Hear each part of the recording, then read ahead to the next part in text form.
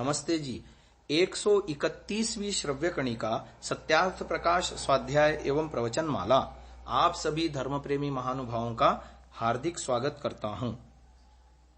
चतुर्थ समुल्लास के अंतर्गत गृहस्थाश्रम प्रकरण में पंचमहायज्ञ विधि का विषय चल रहा है, जिसमें पितृयज्ञ की चर्चा हम कर रहे थे। देवतर्पणम शीर्षक के अंतर्गत एक सूत्र आ रहा है, अश्वलायन गृह सूत्र का होना चाहिए। ओम ब्रह्मादयो देवास्तृप्यन्ताम ब्रह्मादिदेव पत्न्यस्तृप्यन्ताम ब्रह्मादिदेव सुतास्तृप्यन्ताम ब्रह्मादिदेव गणास्तृप्यन्ताम इति देवतर्पणम। अब देव की परिभाषा कर रहे हैं, विद्वांसो ही देवाः। यह शतपथ ब्राह्मण का वचन है। जो विद्वान हैं उन्हीं को देव कहते हैं। जो सांगोपांग आदि 4 वेदों के जानने वाले हों उनका नाम ब्रह्मा है, और जो उनसे न्यून पढ़े हों, कम पढ़े हों, उनका भी नाम देव अर्थात विद्वान है। उनके सदृश विदुषी स्त्री उसको ब्रह्माणी कहना चाहिए और देवी कहना चाहिए। उनके तुल्य पुत्र और शिष्य तथा उनके सदृश उनके गण अर्थात सेवक हों, उनकी सेवा करना है। उसका नाम श्राद्ध और तर्पण है। तो संभवतः ये जो वचन हमने पढ़े संस्कृत में, ओम ब्रह्मादयो देवास्तृप्यन्ताम, ये वचन आश्वलायन गृह सूत्र 3-4 तथा पारस्कर गृह सूत्र परिशिष्ट के आधार पर ऊहा किए हुए हैं। भिन्न भिन्न काल में देवादि शब्दों की भिन्न भिन्न परिभाषाएं की जाती रही हैं। वस्तुतः वे एक दूसरे की पूरक हैं, परस्पर विरोधी नहीं है। निष्कर्ष सबका एक सा ही है। उदाहरण यहां कतिपय परिभाषाओं द्वारा दिया जा रहा है। बोधायन गृह सूत्र 2:9 में लिखा है, उपनीत मात्रो व्रतानुचारी वेदानाम किंचिद अधीत्य ब्राह्मणः एकाम शाखाम अधीत्य श्रोत्रियः अंगाध्यायनूचानः कल्पाध्यायी ऋषिकल्पः सूत्रवचनाध्यायी भ्रूणः चतुर्वेदाद ऋषिः अत ऊर्ध्वम देवः। अर्थात जिसका केवल यज्ञोपवीत हुआ हो ऐसा ब्रह्मचर्य व्रतधारी वेदों का कुछ भाग पढ़ने से ब्राह्मण कहता है। एक संपूर्ण शाखा को पढ़ने से श्रोत्रिय कहता है। अंगों को पढ़ने वाला अनुचान कहता है। कल्प को पढ़ने वाला ऋषिकल्प कहता है। भाष्यों को पढ़ने वाला भ्रूण कहता है। चारों वेदों को जानने वाला ऋषि कहता है, और इससे आगे देव। इस प्रकार परम विद्वान की देव संज्ञा है। अब ऋषि दयानंद ने यजुर्वेद के 7वें अध्याय के 46वें मंत्र के भाष्य में वेदेश्वरवित् को ब्राह्मण बताया।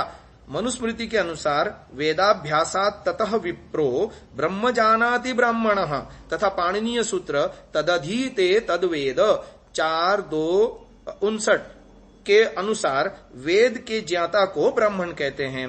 दोनों को मिलाकर महर्षि दयानंद जी द्वारा निर्दिष्ट अर्थ वेदेश्वरवित् निष्पन्न हो जाता है।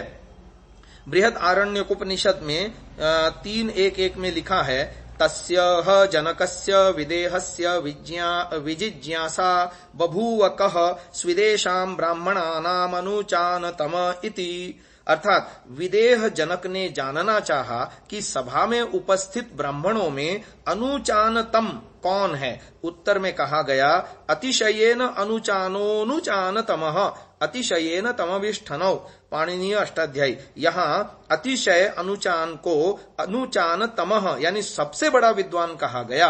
पंडित शिवशंकर काव्य तीर्थ के अनुसार आचार्य मुखान निःसृतानि वचनानि यो अनुब्रवीतीति पश्चात ब्रवीति सोनुचानः वेदस्यानुवचनम् कृतवानित्यर्थः उपेयिवाननाश्वान अनुचानश्च। ये पाणिनीय सूत्र। यद्यपि सर्व एव ब्राह्मणाः अनुचानाः सन्ति तथापि तारतम्यम् भवेत्येव पितृभ्यः। अब आगे एक और प्रमाण है, पितृभ्यः पितामहेभ्यः प्रपितामहेभ्यो मातामहेभ्यो प्रमातामहेभ्यो वृद्धमातामहेभ्यश्च स्वधा देवास्तर्पयति प्रजापतिर्ब्रह्मा वेदा देवा ऋषयः, यह अश्वलायन गृह सूत्र का है। इस पर नारायण वृत्ति प्रजापतिरित्यारभ्य 19 वाक्येषु तृप्यतु तृप्यन्ताम तृप्यन्त्विति यथार्थ मुक्त्वा तर्पयेत, अर्थात प्रजापति से लेकर 19 वाक्यों में हरेक के साथ तृप्यतु तृप्यताम तृप्यन्तु आदि अर्थ के अनुसार लगा देना चाहिए। निरुक्त में देव शब्द की निरुक्ति करते हुए लिखा, देवो दानाद्वा दीपनाद्वा द्योतनाद्वा द्युस्थानो भवतीति वा यो देवः स देवता। निरुक्त 7:15, अर्थात दान देने से, प्रकाश करने से, प्रकाशित होने से, द्युस्थानीय होने से देव कहते हैं।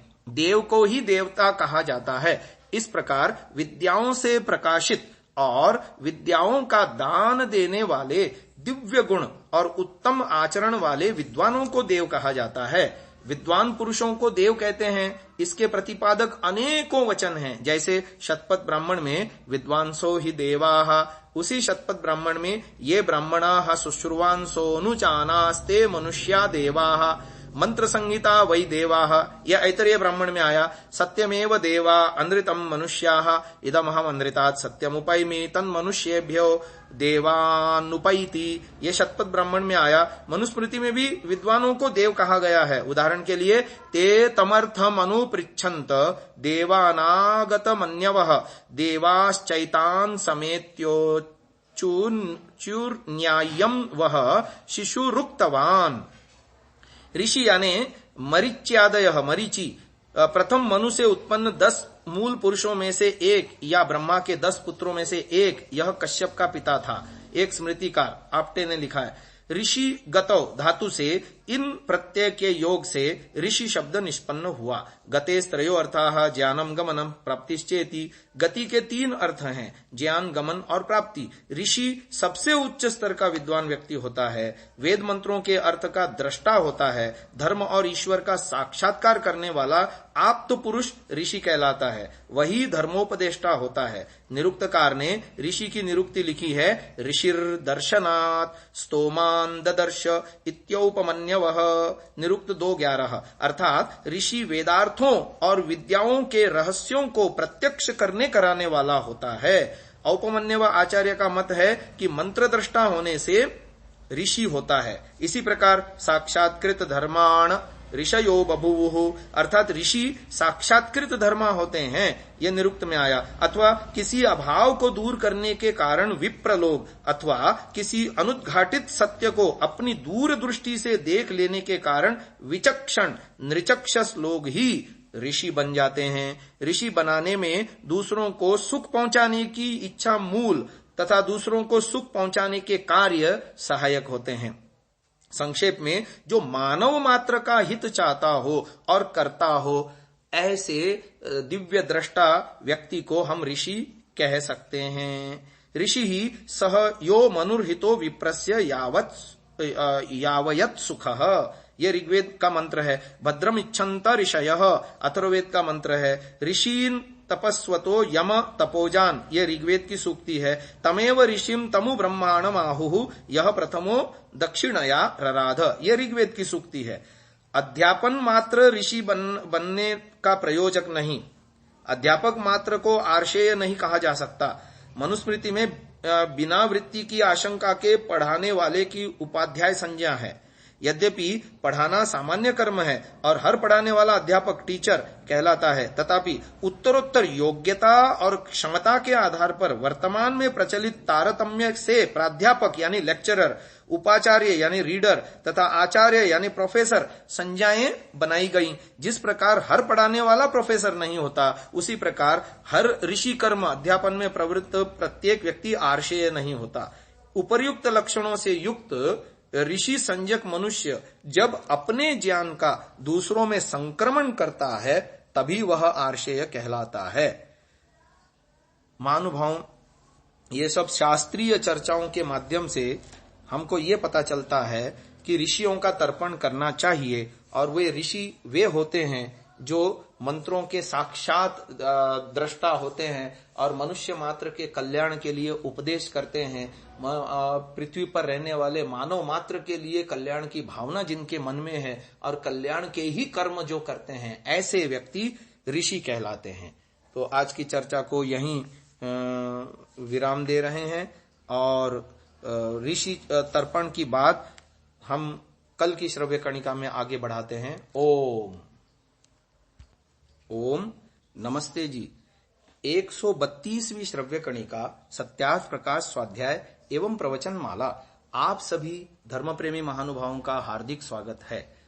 हम चतुर्थ समुल्लास में गृहस्थाश्रम प्रकरण में पंचमहायज्ञ विधि के अंतर्गत ऋषि तर्पण की चर्चा कर रहे थे। शीर्षक दिया अथर्षि तर्पणम। ओम मरीच्यादय ऋषयस्तृप्यन्ताम, मरीच्याद ऋषि पत्न्यस्तृप्यन्ताम, मरीच्याद ऋषि सुतास्तृप्यन्ताम, मरीच्याद ऋषिगणास्तृप्यन्ताम इति ऋषि तर्पणम। जो ब्रह्मा के प्रपौत्र मरीचिवत विद्वान होकर पढ़ावें और जो उनके सदृश विद्यायुक्त उनकी स्त्रियों कन्याओं को विद्यादान देवें, उनके तुल्य पुत्र और शिष्य तथा उनके समान उनके सेवक हों, उनका सेवन करना ऋषि तर्पण है। यानी गुरुकुल में जाकर के पढ़ना और गुरु की सेवा करना, गुरुओं से ज्ञान प्राप्त करना, ऋषियों से ज्ञान प्राप्त करना, यह ऋषि तर्पण है। तो ऋषियों के बाद आते हैं हम पितृतर्पणम पर। तो इसमें प्रमाण दे रहे हैं। ओम सोमसदः पितरस्तृप्यन्ताम, अग्निश्वात्ताः पितरस्तृप्यन्ताम, बर्हिषदः पितरस्तृप्यन्ताम, सोमपाः पितरस्तृप्यन्ताम, हविर्भुजः पितरस्तृप्यन्ताम, आज्यपाः पितरस्तृप्यन्ताम, सुकालिनः पितरस्तृप्यन्ताम, यमादिभ्यो नमः, यमादींस्तर्पयामि, पित्रे स्वधा नमः, पितरं तर्पयामि, पितामहाय स्वधा नमः, पितामहं तर्पयामि, प्रपितामहाय स्वधा नमः, प्रपितामहं तर्पयामि, मात्रे स्वधा नमो, मातरं तर्पयामि, पितामह्यै स्वधा नमः, पितामहीं तर्पयामि, प्रपितामह्यै स्वधा नमः, प्रपितामहीं तर्पयामि, स्वपत्न्यै स्वधा नमः, स्वपत्नीं तर्पयामि, संबंधिभ्यः स्वधा नमः, संबंधिनस्तर्पयामि, सगोत्रेभ्यः स्वधा नमः, सगोत्रांस्तर्पयामि इति पितृतर्पणम्। अब इसके व्याख्या में भी बहुत सारी बातें लिखी हैं जो मैंने अभी आपके सामने पढ़ा। ऋषि दयानंद की व्याख्या हम आपके सामने कर रहे हैं। ये सोमे जगदीश्वरे पदार्थ विद्यायाम च सीदंती ते सोमसदः। जो परमात्मा और पदार्थ विद्या में निपुण हो उन्हें सोमसद कहते हैं। यई रग्नेर विद्युतो विद्या गृहीता ते अग्निश्वात्ताः। जो अग्नि अर्थात विद्युत आदि पदार्थों के जानने वाले हों वे अग्निश्वात्त। ये बर्हिषि उत्तमे व्यवहारे सीदंती ते बर्हिषदः। जो उत्तम विद्या वृद्धि युक्त व्यवहार में स्थित हों वे बर्हिषद। ये सोमम ऐश्वर्यम औषधि रसम वा पांति पिबंती वा ते सोमबाः। जो ऐश्वर्य के रक्षक और महौषधि रस का पान करने से रोग रहित और अन्यों के भी ऐश्वर्यों के रक्षक और औषधियों को देके रोग नाशक हों वे सोमपाः।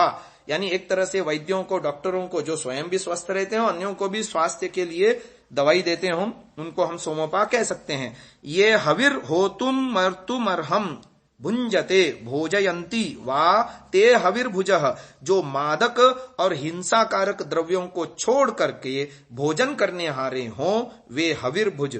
यह आज्यम ज्ञातुम प्राप्तुम वा योग्यम रक्षन्ति वा पिबंती ते आज्यपाः।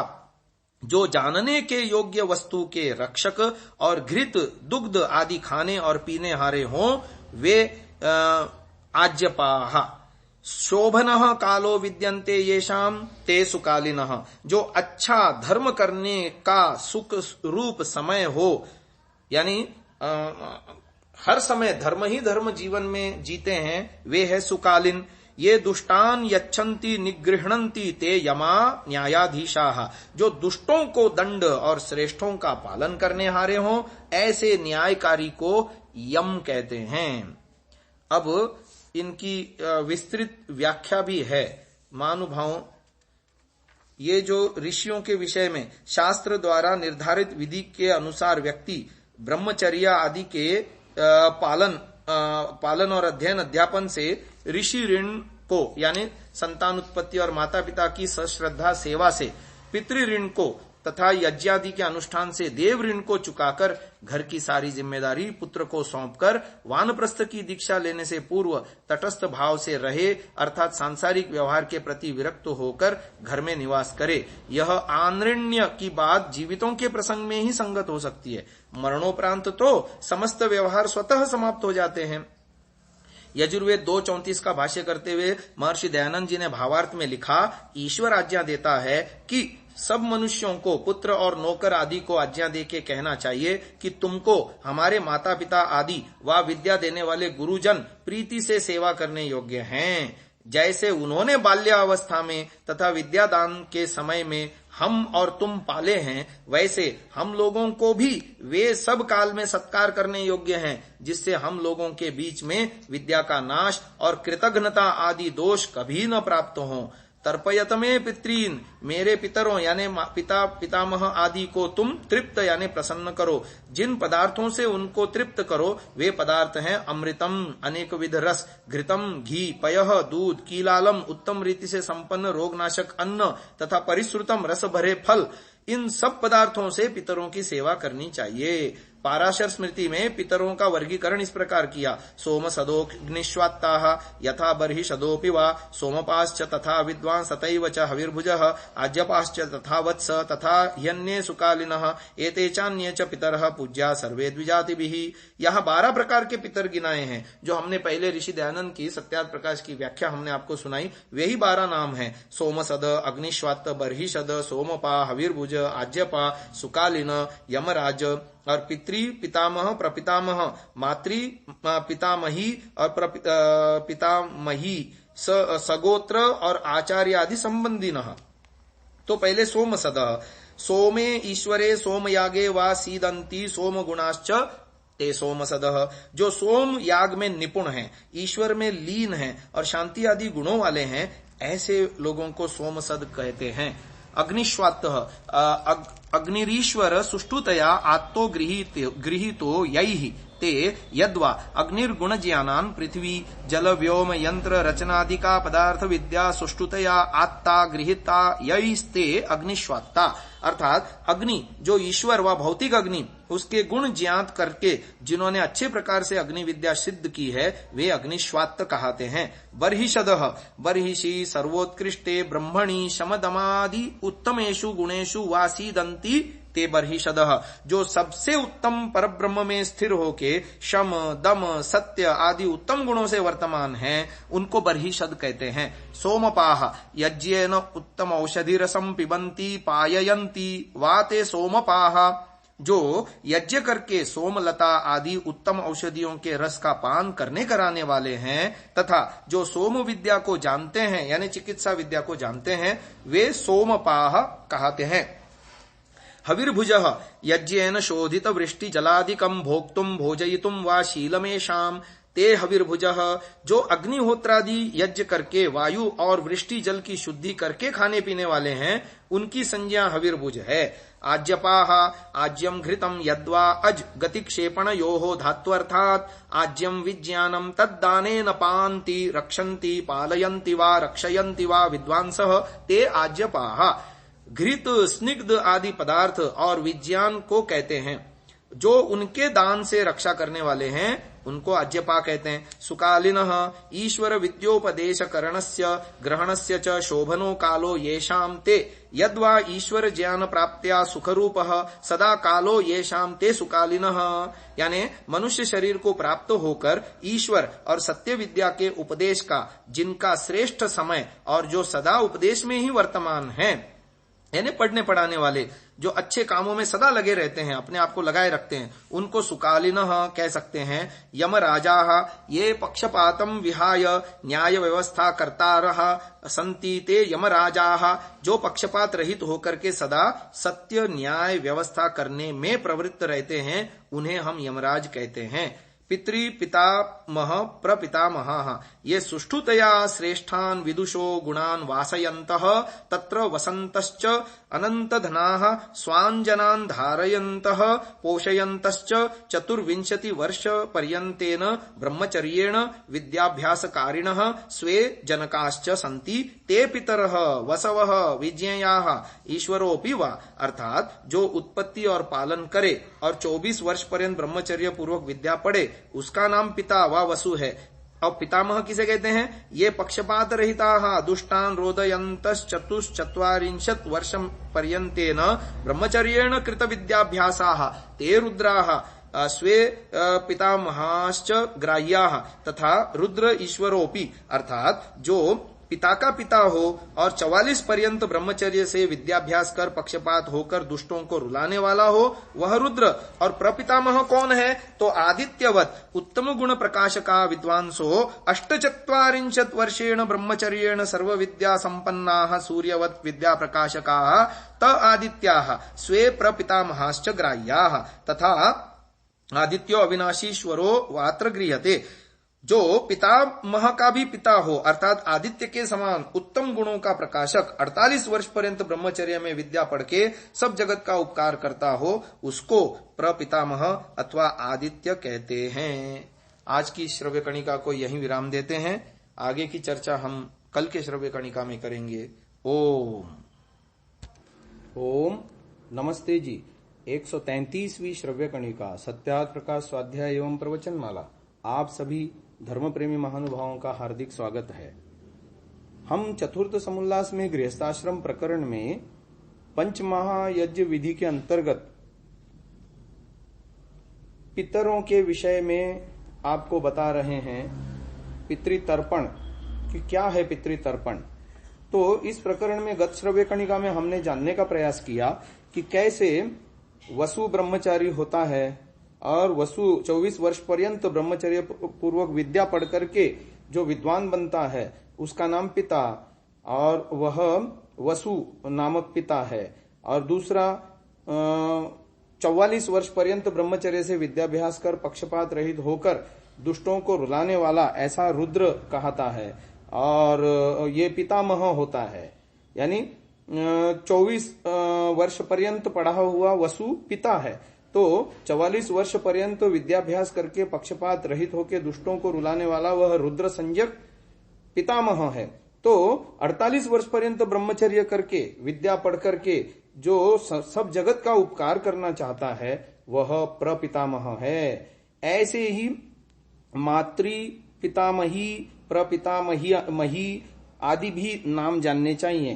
पित्रादि मात्रादयः सेव्याः जैसे पिता आदिकों के समान विद्या स्वभाव वाली स्त्रियां भी सेवा करने के योग्य हैं, जैसे माता दादी परदादी आदि।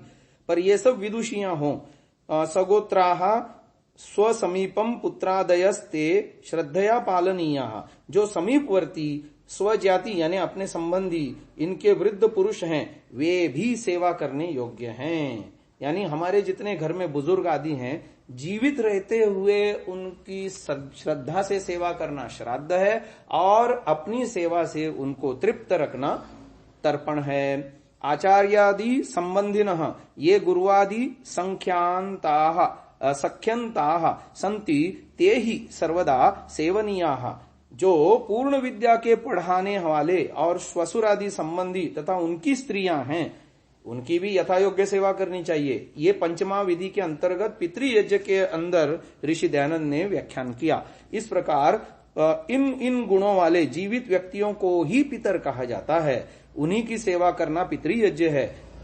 मृत पितरों की कल्पना मात्र भ्रांति के सिवाय और कुछ नहीं है। इस विषय में ऋषि दयानंद ने पंचमा यज्ञ विधि में वेद से प्रमाण उद्धृत करके अपने मंतव्यों की पुष्टि की है। ये नः पूर्वे पितरः सौम्यासः इन इत्यादि मंत्र सोम सदादि पितरों में प्रमाण है। ये समानाः समनसः पितरो यमराज्ये इत्यादि मंत्र यमराज्यों में यानी पितृभ्यः स्वधायिभ्यः स्वधा नमः इत्यादि मंत्र पिता पितामह प्रपितामह आदि में तथा नमो वह पितरो रसाय इत्यादि मंत्र पितरों के सेवा सत्कार के प्रमाण हैं। ये यजुर्वेद के वचन हैं। इसी के आशय के अनुसार मनुस्मृति में भी प्रमाण उपलब्ध है। जैसे वसून वदंती वै पितॄन् रुद्रांश्चैव पितामहान् प्रपितामहाश्चादित्यान् श्रुतिरेषा सनातनी। अर्थात पितरों को वसु, पितामहों को रुद्र तथा प्रपितामहों को आदित्य कहते हैं। ब्रह्मादयो ये वचन आश्वलायन गृह सूत्र व पारस्कर गृह सूत्र परिशिष्ट 3 के आधार पर ऊहा किए गए लगते हैं।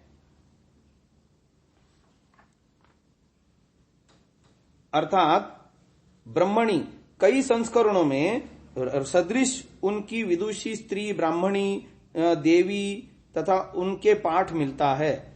यह पाठ ऋषि दयानंद के आशय के विरुद्ध है। उनकी विदुषी स्त्री पाठ में सामान्यार्थ की बाधा होकर भार्यारूप विशेष की ब्राह्मणी और देवी संज्ञा बोधित होती है। ग्रंथकार को मंत्रस्थ पत्नी शब्द का पालयित्री सामान्य अर्थ विवक्षित है। ग्रंथकार ने संवत 1931 में प्रकाशित पंचमायज्ञ विधि में इन मंत्रों को उद्धृत करके लिखा, चतुर्वेद विद्भ्यो दिव्य गुणेभ्यस्तत्स्त्रीभ्यस्तादृशिभ्यः। इस लेख के अनुसार चतुर्वेद विद ब्रह्मा, दिव्य गुण संपन्न देवों की पत्नियां तथा उनके सदृश अन्य स्त्रियों का ग्रहण किया गया है। यानी सामान्य स्त्रियों का भी उसी प्रकार से सेवा करनी चाहिए। यहाँ कोई ऐसी शर्त नहीं है कि वो विदुषी ब्राह्मणी ही हो।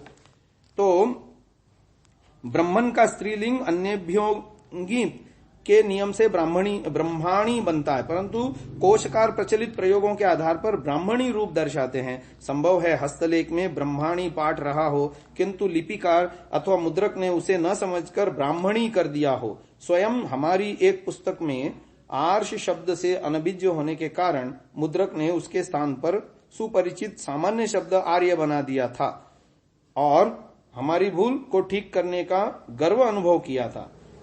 अब आगे आते हैं सोमसद, देव, ऋषि, पितृतर्पण। इनके मंत्रों को सत्यार्थ प्रकाश के प्रथम संस्करण में तीसरे समुल्लास में पृष्ठ 42 पर उद्धृत किया, परंतु लिपिकर ने वहां पितृतर्पण के अंतर्गत 2 मंत्रों में मृत पद बढ़ाकर लिख दिया। ओम संबंधिभ्यो मृतेभ्यः स्वधा नमः सगोत्रान् मृतान् तर्पयामि। इसके आगे यह भी लिख दिया, पितरादिकों में जो कोई जीता होए उसका तर्पण न करे और जितने मरे होए उनका तो अवश्य करे। पाठ में यह गड़बड़ लिपिकर ने की है, क्योंकि सत्यार्थ प्रकाश के साथ ही संवत 1931 में लिखी गई संस्कार विधि में ऐसा कुछ भी नहीं है। वहां मृत शब्द व मृतक श्राद्ध का बिल्कुल वर्णन नहीं है। इसके सर्वथा विपरीत वहां जीवित पितरों के श्राद्ध का स्पष्ट विधान किया गया है। अनेन प्रमाणेन युक्त्या च विद्यमानात् विदुषः।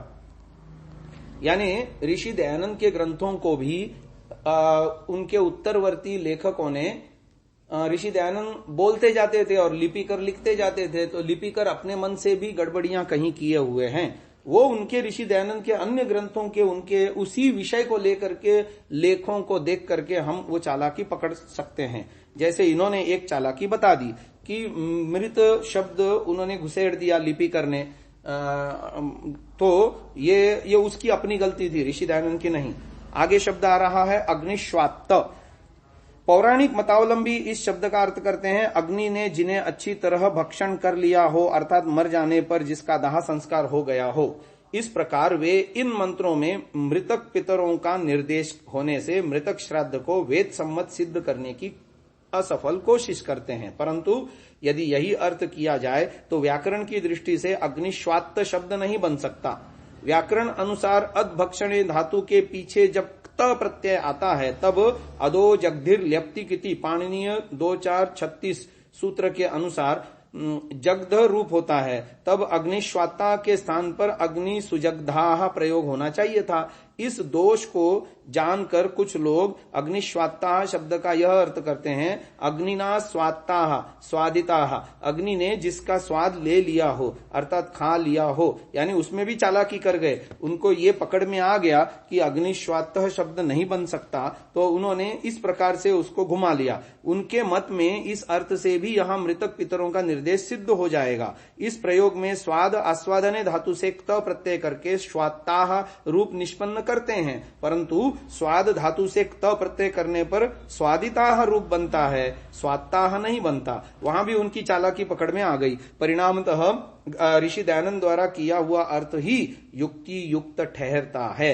ऋषि दयानंद ने अग्निश्वात्ता शब्द की सिद्धि इस प्रकार की है। अग्नि धन सु धन आत्ताह, आंग उपसर्ग पूर्वक दा प्रत्यय किया गया है। आंग पूर्वक दा धातु ग्रहण करने अर्थ में आती है, न कि देने के अर्थ में। अतः इसका अर्थ हुआ सुष्टु आत्तो गृहीतो अग्निर्यैस्त अग्निश्वात्ताह, अर्थात जिन्होंने अग्नि यानी परमात्मा या भौतिक अग्नि विद्या को अच्छी तरह प्राप्त किया है वे अग्निश्वात्त हैं।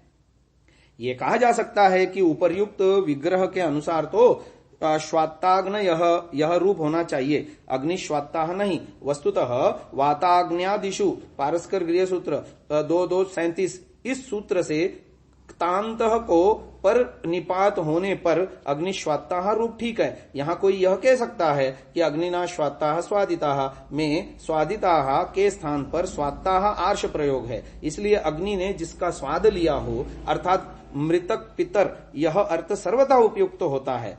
इसका उत्तर यह है कि जब अन्य प्रकार से रूप की सिद्धि संभव हो तब उसे आर्ष प्रयोग कहकर टालना ठीक नहीं। तथापि यदि दुर्जनतोष न्याय से यह मान भी लिया जाए कि यह आर्ष प्रयोग है, तब भी हमारे सिद्धांत की हानि नहीं होती, परंतु उस अवस्था में इसका यह अर्थ होगा कि जो व्यक्ति नित्य अग्निहोत्रादि अग्नि विद्या संबंधी कार्य में संलग्न है उसके विषय में हम यह कह सकते हैं कि तत्सहचारितोपाधि से अग्नि उसका स्वाद ले रही है। इस लाक्षणिक अर्थ से भी ग्रंथकार के ही सिद्धांत की पुष्टि होगी।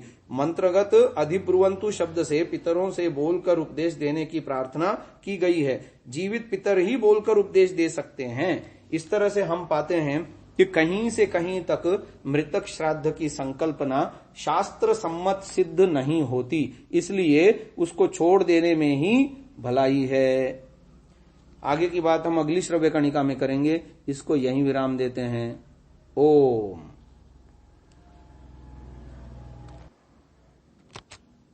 ओम नमस्ते जी।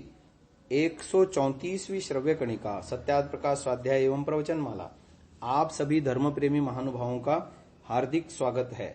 हम चतुर्थ समुल्लास के अंतर्गत गृहस्थ आश्रम प्रकरण में पंचमहायज्ञ विधि में पितृतर्पण की बात कर रहे थे, जिसमें चर्चा आ रही थी कि जीवित पितरों का श्राद्ध होता है, मरने के पीछे नहीं होता। इस विषय में कई सारे प्रमाण हमने गत श्रव्य कणिकाओं में देने की कोशिश की। अब प्रायः ये कहा जाता है कि मृतक श्राद्ध की पुष्टि में एक प्रमाण देते हैं। ये निकाता, ये परोक्ता, ये दग्धा, ये चोद्धिता, सर्वास्ता नग्न आवह पितरीन हविषे अत्तवे। ये अथर्ववेद का मंत्र है 18:2-34।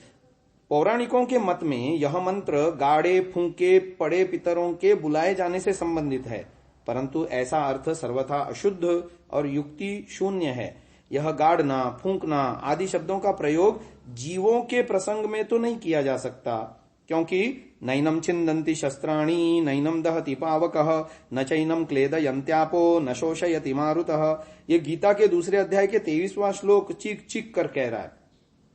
अब जो रह गया, व्यक्ति के मृत्यु के पश्चात जो रह गया उसका नाम शरीर, सो नष्ट हो गए, इसलिए उसका खाने के लिए आना असंभव है। फिर गाड़ा प्रायः छोटे बच्चों को जाता है, वे किसी के पितर नहीं होते।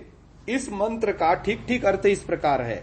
ये जो निखातः खनिज विद्या में निष्णात, ये जो परोक्ताः बीजें रोबोने अर्थात कृषि विद्या में निष्णात, ये जो दग्धाः विदग्ध अर्थात मेधावी, ये च और जो उद्धिताः सबका हित करने वाले पितरीन पितर हैं, तान सर्वान उन सब पितरों को अग्ने हे विद्वन तू आवह, इस पितृयज्ञ में आमंत्रित कर हविषे अत्तवे, ताकि वे हविष्य अन्न को ग्रहण करें।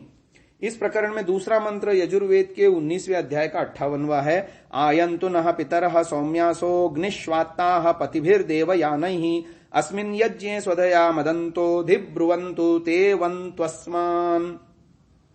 इसका भावार्थ यह है जो सौम्यासह चंद्र के समान शांत, शम दमादि गुणयुक्त, अग्निश्वात्ता, अग्नि आदि पदार्थ विद्या में निपुण, न हमारे पितरः अन्न और विद्या के दान से रक्षक, जनक, अध्यापक और उपदेशक लोग हैं, ते वे देवयानई ही आप्त पुरुषों के आने जाने योग्य पथिभि धर्मयुक्त मार्गों से आयंतु आवे तथा अस्मिन यज्ञ इस यज्ञ में स्वधया अन्नादि से मदंतः आनंद को प्राप्त हुए अस्मान हम लोगों को अधिब्रुवंतु अधिष्ठित होकर उपदेश करें और इस प्रकार हमारी रक्षा करें। अब सवाल ये खड़ा हुआ, मृतक पितरों का यज्ञ में आना, भोजन करके उनका प्रसन्न होना, यजमान को उपदेश करना और उसकी रक्षा करना संभव ही नहीं है। ये सब काम जीवित पितर ही कर सकते हैं। एक और मजेदार बात आपको प्रसंग में याद आई सो बताना चाहता हूं। वर्तमान में भारत में ये रेस्तरां या रेस्टोरेंट या होटल पद्धति हर गांव, हर गली, हर नगर, हर कूचे में प्रचलन में आ गया है। पर ये हमारी संस्कृति नहीं है, भारतीय लोगों की संस्कृति नहीं है। ये होटल सिस्टम, रेस्तरां, रेस्टोरेंट, ये भारतीय सिस्टम नहीं है, पद्धति नहीं है। भारत में तो पितृयज्ञ हुआ करते थे, अतिथि यज्ञ हुआ करते थे। जो एक गांव से दूसरे गांव में किसी कामवश जाता भी है तो वहां पर लोग अपने घरों में भोजन पका करके दरवाजे पे खड़े होकर आवाज लगाया करते थे, यहाँ कोई गुजर रहा हो मेरे घर से, वो पितर, वो विद्वान, वो अतिथि, वो मेरे घर में आए और मेरे घर को पवित्र करे, मेरा अन्न ग्रहण करे और मुझे सदुपदेश दे। तो ऐसा ही होता था। जो भी व्यक्ति किसी काम से दूसरे देश में जा रहा है, दूसरे गांव में जा रहा है, वहां वो उस गांव का अतिथि हुआ करता था। उस गांव के लोग उसे जो है खिलाते पिलाते उसकी सेवा आदि करते। बाद में ये प्रथा थोड़ी सी डाइल्यूट हो गई या मंद हो गई तो फिर लोगों ने धर्मशालाएं बनाना शुरुआत करी। आज भी हम धर्मशालाओं का प्रचलन अमुक अमुक नगरों में, गांवों में देखते हैं, जहां पर लोग व्यक्तिगत रूप से अतिथि यज्ञ जब कम होता चला गया तो लोगों ने इस प्रथा को जीवित रखने के लिए धर्मशालाएं बनाई।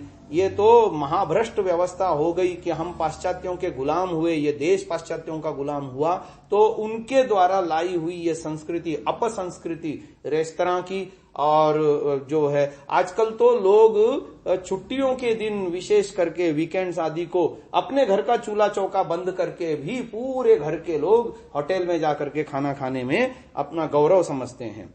तो हमें फिर से अपनी उस संस्कृति तक लौट आना होगा। तो पितृयज्ञ का विधान पंचमहायज्ञों के अंतर्गत ही है। दैनिक श्राद्ध जो है दैनिक कर्म है, साल में एक बार किसी दिन विशेष को करने का नहीं। इस विषय में मनुस्मृति का श्लोक द्रष्टव्य है। कुर्यादह रहः श्राद्धमन्नाद्येनोदकेन वा पयोमूल फलैर्वापि पितृभ्यः प्रीतिमावहन्। अर्थात गृहस्थ का कर्तव्य है कि जीवित माता पिता आदि पूज्य महानुभावों का अन्नादि भोज्य पदार्थों से तथा जल, दूध, कंद, मूल, फल आदि से प्रतिदिन श्राद्ध करें। परंतु प्रचलित अर्थों में तो केवल आश्विन मास के 15 दिनों में, और इन दिनों में भी एक पितर के लिए एक दिन ही श्राद्ध करते हैं। शेष 364 दिन वे बेचारे भूखे प्यासे पड़े रहते होंगे। भला एक वर्ष में एक दिन के श्राद्ध से पितरों की क्या तृप्ति हो सकती है, इतना भी नहीं विचार करते। हाँ, दीर्घ काल तक संतुष्टि के उपाय महाभारत में अवश्य लिखे हैं। जैसे द्वौ मासौ तु भवे तृप्तिर्मत्स्यैः पितृगणस्य च त्रीन् मासानाविवेकानाहुश्चतुर्मासं शशेनः आजेन मासान् प्रीत्यन्ते पंचैव पितरो नृप वराहेण तु षण्मासान् सप्त वै शकुनेन तु मासान् एकादश प्रीतिः पितॄणां माहिषेण तु गव्येन दत्ते श्राद्धे तु संवत्सरमिहोच्यते अनन्त्याय भवेत् दत्तं खं मासं पितृक्षये कालशाकं च लौहं चाप्यान्त्यं छाग उच्यते। ये महाभारत के अनुशासन पर्व के अध्याय 88 में ये श्लोक आते हैं, जिसका अर्थ है मछली के मांस से पितर 2 मास तक तृप्त रहते हैं, भेड़ के मांस से 3 मास तक और खरगोश के मांस से 4 मास तक। बकरे के मांस से पितरगण 5 मास तक तृप्त रहते हैं और सूअर के मांस से 6 मास तक और पक्षियों के मांस से 7 मास तक तृप्त रहते हैं। भैंसे के मांस से पितरों की तृप्ति 11 मास तक और गऊ के मांस से 12 मास तक होती है। गेंडे तथा लाल बकरे के मांस से अनंत काल तक पितर तृप्त रहते हैं। तदनुसार अनुष्ठान करने से सदा के लिए श्राद्ध कर्म से मुक्ति मिल सकती है, परंतु इससे तथा कथित ब्राह्मणों के व्यवसाय की हानि अवश्यंभावी है। शायद उन्हीं के कहने से गीता प्रेस गोरखपुर प्रकाशित महाभारत के उपर्युक्त श्लोक निकाल दिए गए हैं। यानी देखो, पौराणिक लोगों को भी ये श्लोक अखर गए और उन्होंने गीता प्रेस गोरखपुर वालों ने अपने महाभारत में से ये श्लोक निकाल दिए। मृतक श्राद्ध के प्रसंग में भविष्योत्तर पुराण अध्याय 68 में उपलब्ध ऋषि पंचमी कथा द्रष्टव्य है, जो इस प्रकार है। विदर्भ देश में श्येनजित नामक राजा राज्य करता था। उसके राज्य में सुमित्र नाम का एक ब्राह्मण रहता था। उसकी स्त्री का नाम जयश्री था। वह स्त्री ऋतुकाल में बर्तनों को छूती रहती थी। कुछ दिनों के पीछे वे दोनों मर गए। ऋतु संपर्क दोष के कारण सुमित्र का जन्म बैल रूप में और जयश्री का जन्म कुतिया के रूप में हुआ। सुमित्र के बेटे का नाम सुमति और पुत्रवधु का नाम चंद्रवती था। संयोगवश वे बैल और कुतिया अपने बेटे के ही घर में ही रहते थे। एक दिन सुमति ने पिता का श्राद्ध किया। सुमति बैल को लेकर खेत में हल जोतने चला गया। चंद्रावती ने खीर बनाई। एक सांप आया और खीर में जहर डालकर चला गया। कुतिया ने यह देख लिया। उसने यह सोचकर कि इसे खाकर ब्राह्मण मर जाएंगे, अपनी पुत्र वधु को दिखाकर खीर में मुंह डाल दिया। खीर को झूठी कर देने के कारण चंद्रवती ने कुतिया को जलती लकड़ी से इतना मारा कि उसकी कमर टूट गई। खीर फिर बनाई गई। ब्राह्मणों को भरपेट भोजन खिलाया गया, किंतु कुतिया को जूठन तक न मिली। आधी रात को कुतिया बैल के पास गई और अपनी राम कहानी सुनाकर बोली कि मैं भूख से मरी जा रही हूँ, आज तो झूठा टुकड़ा भी नहीं मिला। यह सुनकर बैल ने कहा कि यह सब पूर्व कर्मों का फल है। तेरी भूल या पाप के कारण मेरी कैसी दुर्गति हुई। किम करोमि अशक्तो हम भारवाहत्वमागतः अद्याहम आत्मनः क्षेत्रे वाहितः सकलम दिनम मारितश्चात्मनेजाहम मुखम बद्वा बुभुक्षितः वृथा श्राद्धम कृतम तेन जाताद्य मया कष्टता। इसका अर्थ यह है, मैं क्या करूं, बेबस हूं, मैं बोझ ढोने वाला बैल बन गया। आज सारा दिन अपने ही खेत में हल बहाता रहा और मेरे पुत्र ने मेरा मुख बांधकर खूब मारा। मैं भी बहुत भूखा हूं, इसने व्यर्थ ही श्राद्ध किया। यही कथा हूबहू पद्म पुराण उत्तरखंड 6 अध्याय 78 में मिलती है। इस कथा से क्या स्पष्ट हो जाता है कि श्राद्ध में ब्राह्मणों को खिलाया गया भोजन पितरों को नहीं पहुंचता।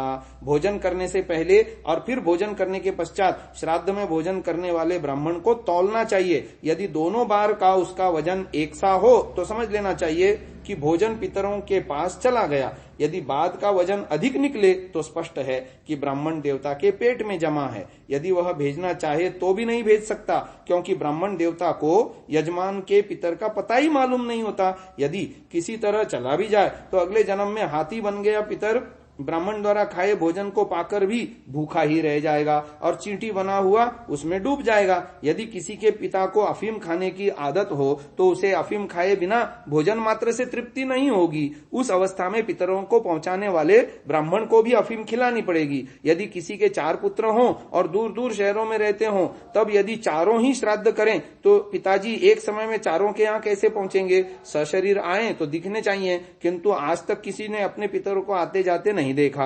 यदि शरीर को छोड़कर आत्मा आए तो मृत जानकर सगे संबंधी उसे स्मशान में ले जाकर भस्म कर देंगे। लौटाकर कहाँ रहेगा। फिर भोजन तो शरीर करता है, आत्मा नहीं, इसलिए आकर करेगा भी क्या। पहले श्राद्ध में निमंत्रण ब्राह्मण भोजन करेगा या पितर। यदि ब्राह्मण करेगा तो पितर झूठा खाएगा और यदि पितर पहले करेगा तो ब्राह्मण को झूठा खिलाने का पाप लगेगा। इस प्रकार के अनेक छोटे बड़े प्रश्न हैं जिनका समाधान नहीं मिलता, किंतु श्राद्ध की बातें अपने आप में निराधार सिद्ध होती हैं। यह स्वार्थी पोपों द्वारा भोले लोगों को ठगने की विद्या से अधिक कुछ नहीं। यदि एक का खाया दूसरे के पेट में पहुंचाया जा सके तो यात्रा पर जाने वाले व्यक्ति को अपने साथ पाथे ले जाने की आवश्यकता ही न रहे।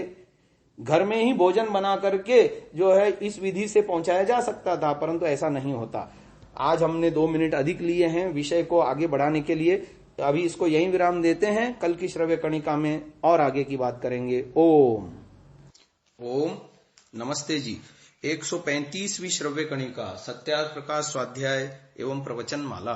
मृतक श्राद्ध के ऊपर चतुर्थ समुल्लास के अंतर्गत गृहस्थाश्रम प्रकरण में चर्चा चल रही है कि दूसरे का खाया हुआ दूसरे के शरीर में चला जाए तो प्रवास में जाने वालों को भी हम श्राद्ध कर देंगे और उनका पेट वहां भरेगा, यहां किसी को खिला देंगे वहां उनका पेट भरेगा, पर ऐसी व्यवस्था नहीं होती। इस विषय में कुछ प्रमाण दे रहे हैं। न कर्मणा पितुः पुत्रः पिता वा पुत्र कर्मणा मार्गेणान्येन गच्छति बद्धाः सुकृत दुष्कृतैः यत् करोति शुभं कर्म तथा कर्म सुदारुणम् तत्कर्तैव समश्नाति बांधवानां किमत्रः। ये महाभारत शांति पर्व में आए श्लोक हैं। बालो युवा च वृद्धाश्च यत् करोति शुभाशुभं तस्यां तस्यां अवस्थायां तत्फलं प्रतिपद्यते। अर्थ, पिता के कर्म से पुत्र और पुत्र के कर्म से पिता नहीं, अपितु अपने किए कर्म पाप पुण्यों से बंधे हुए इस मार्ग से जाते हैं। जो शुभ कर्म करता है अथवा पाप कर्म करता है उनको करने वाला ही उसका फल भोगता है। इसमें रिश्तेदारों का कुछ भी लेना देना नहीं होता। बालक हो, जवान हो, बूढ़ा, जो भी हो, शुभाशुभ जो भी कर्म करेगा उस अवस्था में उसका वह फल भोगेगा। और वैशेषिक दर्शन में भी कहा गया है, आत्मांतर गुणानाम आत्मांतरे कारणत्वात्, अर्थात अन्य आत्मा के गुणों का अन्य आत्मा में कारण न होने से एक आत्मा के द्वारा अनुष्ठित कर्म का फल दूसरे आत्मा को नहीं मिल सकता। इस सूत्र का यही अभिप्राय है कि केवल कर्ता को स्वकृत कर्म का फल मिलता है। ऐसा न होने पर कृत हानि यानी किए कर्म का फल न मिलना और अकृताभ्यागम अर्थात बिना किए कर्म का फल मिल जाना, ये दोनों प्रकार के दोष प्राप्ति होगी। अतः अन्य योनियों में खाए हुए जीवों को कुछ भी पहुंचाने की प्रार्थना या उसके लिए प्रयत्न ईश्वरीय नियम के विरुद्ध आचरण करना है। वस्तुतः चारों वेदों में न तो श्राद्ध शब्द है न ऐसा कोई मंत्र है जिसमें मृतक पितरों के निमित्त ब्राह्मणों को भोजन कराने से उनकी तृप्ति का उल्लेख मिलता हो। हाँ, जीवित पितरों अर्थात माता पिता, ज्ञानी, महात्मा आदि की सेवा का प्रतिपादन करने वाले मंत्र अवश्य मिलते हैं। और सत्यार्थ प्रकाश के पहले संस्करण में मृतक श्राद्ध पर इतना और विशेष लिखा है कि पौराणिक पंडितों की मान्यता है कि स्वामी दयानंद ने 1932 में सन 1875 प्रकाशित सत्यार्थ प्रकाश में मृतक श्राद्ध का प्रतिपादन किया था, परंतु उनकी मृत्यु के पश्चात आर्य समाजियों द्वारा लिखित अथवा संवत 1941 सन 1884 में प्रकाशित सत्यार्थ प्रकाश में उसका खंडन समाविष्ट कर दिया। सनातन धर्म के मूर्धन्य विद्वान पंडित कालूराम शास्त्री ने अपनी कुख्यात पुस्तक आर्य समाज की मौत में पृष्ठ 147 पर स्वयं लिखा है कि स्वामी जी ने सत्यार्थ प्रकाश की प्रथमावृत्ति संवत 1932 में मृतकों का श्राद्ध अपने आप लिखा। संवत 1934 में कलकत्ता में उन्होंने आशु चटर्जी से कह दिया कि वह मेरा लेख नहीं, मेरे पास रहने वाले पंडितों ने लिख दिया। पंडित कालूराम के उपर्युक्त लेख से इतना तो स्पष्ट है कि स्वामी दयानंद ने सत्यार्थ प्रकाश के प्रथम संस्करण के प्रकाशित होने के 2 वर्ष पश्चात और मृत्यु से 6 वर्ष पहले कलकत्ता में सार्वजनिक रूप से कह दिया था कि प्रथम संस्करण में उपलब्ध मृतक श्राद्ध का प्रतिपादक लेख उनका अपना न होकर दूसरे पंडितों के द्वारा प्रक्षिप्त है। तब उसे स्वामी जी का मंतव्य बताते जाना बौद्धिक बलात्कार नहीं तो और क्या है। सत्यार्थ प्रकाश के प्रथम संस्करण का प्रकाशन संवत 1932 में हुआ। उसमें उपलब्ध मृतक श्राद्ध विषयक लेख उनका अभिमत नहीं हो सकता। इस बात से सिद्ध है कि वे संवत 1932 से बहुत पहले संवत 1924 से मृतक श्राद्ध का खंडन और जीवित पितरों के श्राद्ध का उपदेश करते आ रहे थे। उदाहरण के लिए पहला उदाहरण दे रहे हैं। 84 में स्वामी जी ने शफीपुर में मायाराम जाट से कहा कि जीवित पितरों का ही श्राद्ध किया करो, और इसकी पद्धति बनाकर वे पंडित ज्वाला प्रसाद को दे गए थे। दूसरा उदाहरण मिलता है कार्तिक कृष्ण पक्ष संवत 1929 में भागलपुर में भी महर्षि दयानंद ने जीवित पितरों के श्राद्ध का मंडन और मृत पितरों के श्राद्ध का खंडन किया था। तीसरा एक उदाहरण मिलता है, वेद तत्व प्रकाश नाम से प्रकाशित ऋग्वेदादि भाष्य भूमिका के संपादक प्रोफेसर सुखदेव ने अपने संपादकीय वक्तव्य में 2-3 पृष्ठों में ये लिखा है कि लिखने का कार्य दूसरे पंडितों के हाथ में होने के कारण प्रमादवश पंडितों ने महर्षि के ग्रंथों में अक्षम अशुद्धियां भी कर दी। परिणामतः सत्यार्थ प्रकाश के पहले संस्करण में पंडितों ने स्वेच्छा अनुसार मृतक श्राद्ध और मांस भक्षण का विधान कर दिया। उसी संस्करण को पढ़कर ठाकुर मुकुंद सिंह रईस छलेसर जिला अलीगढ़ निवासी ने महर्षि से निवेदन किया, मैं पार्वण श्राद्ध कराना चाहता हूं, उसके लिए एक बकरा भी तैयार है, आप इस श्राद्ध को कराइए। इस पत्र को पढ़कर महर्षि के आश्चर्य का ठिकाना न रहा और उन्होंने बनारस से उत्तर दिया। यह संस्करण राजा जयकृष्ण दास द्वारा मुद्रित हुआ है, इसमें बहुत अशुद्धियां हो गई हैं। शाके 1896 में मैंने पंचमायज्ञ विधि प्रकाशित कराई थी, जो कि राजा जी के सत्यार्थ प्रकाश से 1 वर्ष पूर्व छपी थी। जब उसमें मृतक श्राद्ध आदि का खंडन है तो फिर सत्यार्थ प्रकाश में उसका मंडन कैसे हो सकता है। अतः श्राद्ध विषय में जो मृतक श्राद्ध और मांस विधान का वर्णन है वह वेद विरुद्ध होने से त्याज्य है। इस उत्तर को पाकर ठाकुर साहब ने अपना विचार छोड़ दिया। इसके पश्चात महर्षि के लिए यह आवश्यक हो गया कि वे एक विज्ञापन निकाल के इस स्थिति को स्पष्ट करें, और वैसा उन्होंने किया भी।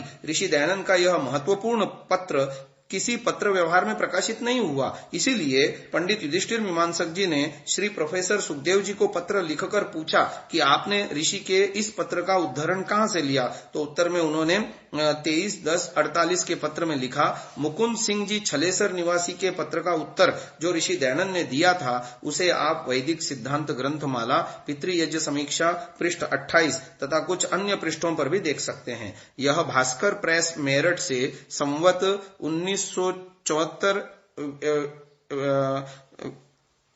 विक्रमी में प्रकाशित हुई थी। सत्यार्थ प्रकाश में प्रक्षेप के कारण उत्पन्न भ्रांति का निवारण करने के लिए ऋषि दयानंद ने ऋग्वेद भाष्य और यजुर्वेद भाष्य के प्रथम तथा द्वितीय अंक जो श्रावण तथा भाद्रपद संवत 1935 में छपे थे, इसके मुखपृष्ठ की पीठ पर छपवाया था। उसमें मृतक श्राद्ध विषयक प्रक्षिप्त अंश के संदर्भ में लिखा था कि और जो सत्यार्थ प्रकाश पृष्ठ 42 पंक्ति 2 में पित्रादिकों में जो कोई जीता हो उनका तर्पण न करे और जितने मर गए हों उनका तो अवश्य करें, तथा पृष्ठ 47 पंक्ति 21 मरे भये पितरादिकों का तर्पण और श्राद्ध करना है इत्यादि तर्पण और श्राद्ध के विषय में जो छापा गया है सो लिखने और शोधने वालों की भूल से छप गया है। इसके स्थान में ऐसा समझना चाहिए कि जीवितों की श्रद्धा से सेवा करके नित्य तृप्त करते रहना यह पुत्रादि का परम धर्म है, और जो मर गए उनको नहीं करना, क्योंकि न तो कोई मनुष्य मरे हुए जीव के पास किसी पदार्थ को पहुंचा सकता है और न मरा हुआ जीव पुत्रादि के दिए गए पदार्थों को ग्रहण कर सकता है। इससे यह सिद्ध हुआ कि जीते माता पिता की प्रीति से सेवा करने का नाम तर्पण और श्राद्ध है, अन्य का नहीं। इस विषय में वेद मंत्रादिकों के प्रमाण भूमिका के 11वें अंक के पृष्ठ 251 से लेके 12वें अंक के पृष्ठ 267 तक छपा है, वहीं देख लेना। पत्र व्यवहार पृष्ठ संख्या 94। और महर्षि के अनन्य भक्त और जीवनी लिखने वाले पंडित देवेंद्र नाथ ने सत्यार्थ प्रकाश में इस प्रकार के प्रक्षेप के विषय में राजा जयकृष्ण दास से भी पूछा था। राजा जी ने पंडित देवेंद्र नाथ जी से कहा था, सत्यार्थ प्रकाश में जो मत स्वामी जी का लिखा गया या जो कुछ पीछे से परिवर्तित हुआ उसके लिए स्वामी जी इतने उत्तरदाता नहीं है। स्वामी जी को उस समय प्रूफ देखने का अवकाश ही नहीं था। पहले पहल स्वामी जी सभी लोगों को अच्छा समझकर उनका विश्वास कर लेते थे। हो सकता है कि लेखक या मुद्रक द्वारा यह सब सत्यार्थ प्रकाश में छप गया हो, और यह भी हो सकता है कि उनका मत पीछे से परिवर्तित हो गया है। देवेंद्र नाथ संपादित जीवन चरित्र पृष्ठ संख्या 273। तो इन प्रमाणों से यह सिद्ध हो गया कि महर्षि दयानंद जी स्पष्ट रूप से लिपिकारों के द्वारा की हुई भूल को सुधार करके विज्ञापन निकाल करके बार बार लोगों को समझा रहे हैं कि नहीं, मृतक श्राद्ध नहीं करना चाहिए। तो आज की इस चर्चा को यहीं विराम देते हैं। आने वाली श्रव्य कणिकाओं में हम विषय को आगे बढ़ाएंगे। ओम नमस्ते जी। सत्यार्थ प्रकाश स्वाध्याय एवं प्रवचन माला 136वीं श्रव्य कणिका। आप सभी महानुभावों का हार्दिक स्वागत है। चतुर्थ समुल्लास के अंतर्गत गृहस्थाश्रम प्रकरण में पंच महायज्ञों की बात चल रही है, जो गृहस्थाश्रम में गृहस्थों को करने योग्य हैं, जिसमें 3 महायज्ञों का हमने विवरण कर दिया। अब आते हैं वैश्वदेव यज्ञ या बलि वैश्वदेव यज्ञ। चौथा वैश्वदेव, अर्थात जब भोजन सिद्ध हो तब जो कुछ भोजनार्थ बने उसमें से खट्टा, लवणान्न और क्षार को छोड़ के घृत मिष्ट युक्त अन्न लेकर चूल्हे से अग्नि अलग धर निम्नलिखित मंत्रों से आहुति और भाग करे। वैश्वदेवस्य सिद्धस्य गृहेऽग्नौ विधिपूर्वकम् आभ्यः कुर्यात् देवताभ्यो ब्राह्मणो होममन्वहम्। जो कुछ पाकशाला में भोजनार्थ सिद्ध हो उसका दिव्य गुणों के अर्थ उसी पाकाग्नि में निम्नलिखित मंत्रों से विधि पूर्वक होम नित्य करे। पहले के जमाने में घरों में चूल्हों में भोजन पकता था, तो ये बलि वैश्वदेव घर घर में होता था।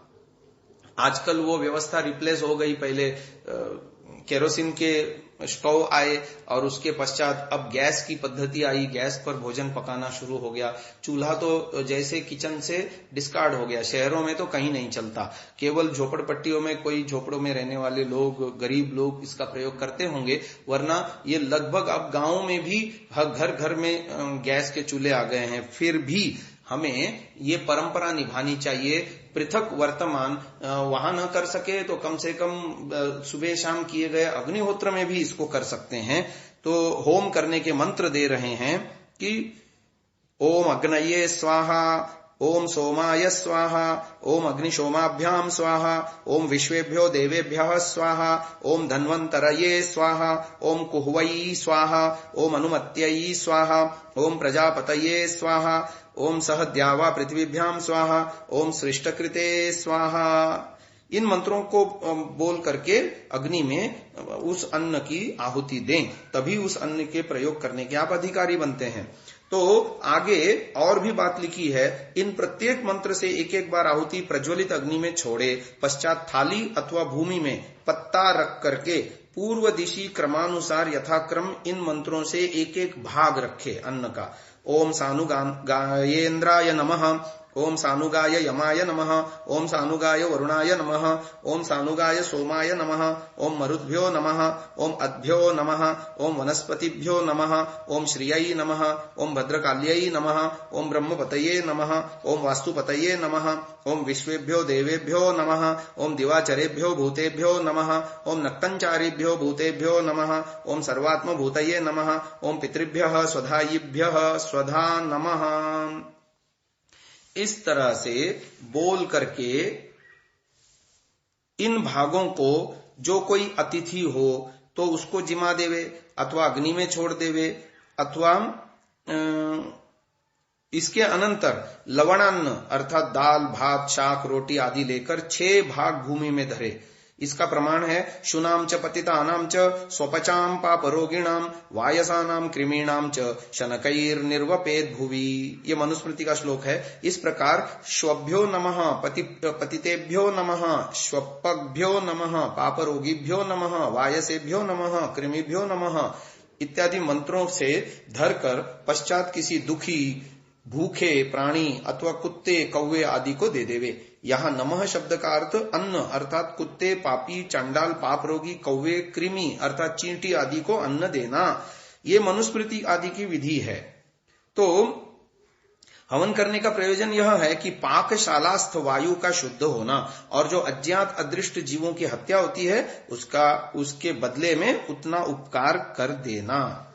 तो ये चौथे महायज्ञ की बात महर्षि दयानंद जी सत्यार्थ प्रकाश में लिखते हैं, जिसके विषय में थोड़ा सा विशेष व्याख्यान है कि बलि वैश्वदेव यज्ञ गृहस्थ द्वारा प्राणी मात्र के जीवन की रक्षा के लिए किए जाने वाले प्रयत्न का प्रतीक है।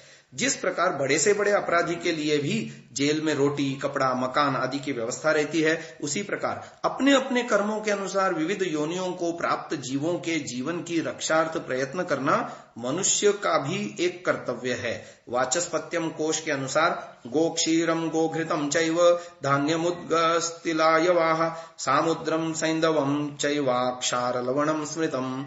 नमकीन मट्टी, ऊषर या कल्लर से बनाया हुआ नमक क्षार कहलाता है। यह कृत्रिम सैंधव आदि को लवण कहते हैं। अन्यत्र क्षार शब्द को पारिभाषिक मानते हुए लिखा, हैडंबिका राजमाशा माशा मुद्गा मसूरिका लंक्याढ्यकायाश्च निष्पावस्तिलाद्याः क्षार संजिता। आशुलायन गृह सूत्र। ये आहुतियां पाकाग्नि में चूल्हे से अग्नि को अलग धर के देनी चाहिए। देव यज्ञ होम की अग्नि में बलिवैश्व देव की आहुतियां नहीं देनी चाहिए। जिन मंत्रों से यहाँ आहुति देने का निर्देश किया वे वेदोक्त मंत्र नहीं है। मंत्र सदृश वाक्यों से ही उपचार से इन्हें मंत्र कहा गया। प्राचीन ऋषि कर्मकांड के लिए मंत्रों के पदों में परिवर्तन कर लिया करते थे। ऐसे परिवर्तन युक्त मंत्र ऊह कहलाते थे। कर्मकांड के निमित्त कुछ वाक्य परिकल्पित भी कर लिया करते थे। श्रौत सूत्रों, गृह सूत्रों, कर्मकांड विषयक ग्रंथों में ऐसे अनेक प्रमाण मिलते हैं। प्रायः वे वेद मूलक ही हैं। ऊह के संबंध में महाभाष्यकार ने लिखा, ऊह खल्वपि न सर्वैर्लिंगैर् न च सर्वाभिर्विभक्तिर्भिर्वेदे मंत्रा निगदिता ते चावश्यम यज्ञगतेन पुरुषेण विपरिणमयितव्याः। अर्थात ऊह भी वेद में सब लिंगों तथा सब विभक्तियों से युक्त नहीं पढ़े गए। यज्ञ कराने वाला यज्ञ के समय उनमें आवश्यकता अनुसार परिवर्तन कर ले, अर्थात पुल्लिंग के स्थान में स्त्रीलिंग कर ले। इसी प्रकार विभक्ति भी बदली जा सकती है। अग्नये स्वाहा इत्यादि मनुस्मृति के श्लोकों के आधार पर ऊहित हैं। अग्ने सोमस्य चैवादौ तयोश्च समस्तयोः विश्वेभ्यश्चैव देवेभ्यो धन्वन्तरय एव च कुह्वै चैवानुमत्यै च प्रजापतय एव च सह द्यावा पृथिव्योश्च तथा स्विष्ट कृतेन ततः। ये मनुस्मृति के श्लोक हैं। अर्थात पहले अग्नि सोम, फिर उन दोनों को मिलाकर अग्नि सोम, फिर विश्वदेव, धन्वंतरी, कुहू, अनुमति, प्रजापति, सह द्यावा पृथ्वी तथा सृष्टिकृत का होम करे। होम करने के लिए अंत में स्वाहा शब्द बोला जाता है और जिसके साथ स्वाहा बोला जाता है उसमें चतुर्थी विभक्ति लगाई जाती है। इसलिए ग्रंथकार ने अग्नये स्वाहा आदि लिखा। इस संबंध में 86वें श्लोक पर कुलूक भट्ट की टीका देखने लायक है। कुह्वै अनुमत्यै अग्नये स्विष्टकृते इत्येवं स्वाहा कारांतात् होमान कुर्यात्। श्रुत्यांतरेवेष्वग्नि विशेषणत्वेन स्विष्टकृतो विधानात् केवलं स्विष्टकृन् निर्देशे अपि अग्नि विशेषणत्वेनैव प्रयोगः। अर्थात कुह्वै अनुमत्यै इत्यादि चतुर्थी विभक्ति अंत बनाकर स्वाहा अंत में लगाकर होम करे। दूसरी श्रुतियों में स्विष्टकृत अग्नि का विशेषण है, अतः अकेले स्विष्टकृत पद का प्रयोग भी अग्नि का विशेषण मानना चाहिए। सहद्यावा पृथ्वीभ्याम में प्रयुक्त सह पद पंच महायज्ञ विधि के दोनों संस्करणों यानी ऋग्वेदादि भाष्य भूमिका और संस्कार विधि के उत्तरवर्ती संस्करणों में मिलता है। संस्कार विधि के संस्करण में सह पद नहीं है। मनुस्मृति में सह द्यावा पृथिव्योश्च पाठ है, परंतु वह समुच्चयार्थ है, मंत्रावयव नहीं। तो अग्नये यानी प्रकाश स्वरूप परमात्मा की प्रसन्नता, उसकी आज्ञा पालन करते हुए जगत के उपकार और भौतिक अग्नि के लिए यह आहुति है। इस तरह से अब एक एक मंत्र का अर्थ बताए जा रहे हैं। सोमाय, सब जगत के पदार्थ को उत्पन्न करके सबको सुख देने वाले परमात्मा की आज्ञा पालन करते हुए संसार के उपकार हेतु तथा परमेश्वर के रचे चंद्रमा, जल, सोमलता आदि के लिए यह आहुति समर्पित है। अग्निशोम यानी प्राणियों के जीवन हेतु दुख नाशक परमेश्वर की प्रसन्नता, प्राण अपान वायुओं की शुद्धि एवं पुष्टि के लिए यह आहुति समर्पित है। विश्वेभ्यो देवेभ्यो, संसार को प्रकाशित करने वाले ईश्वर के दिव्य गुणों, पृथ्वी आदि 5 तत्वों, समस्त विद्वानों और अन्य अन्य प्राणियों के लिए यह आहुति देता हूं। फिर धन्वंतरये, मरण के दुखों का नाश करने वाले परमात्मा की आज्ञा पालन करते हुए जगत के उपकार के लिए, रोगों से छुटकारा दिलाने वाले आयुर्विज्ञान, विद्युत, मेघ और वर्षा आदि के लिए यह आहुति समर्पित है।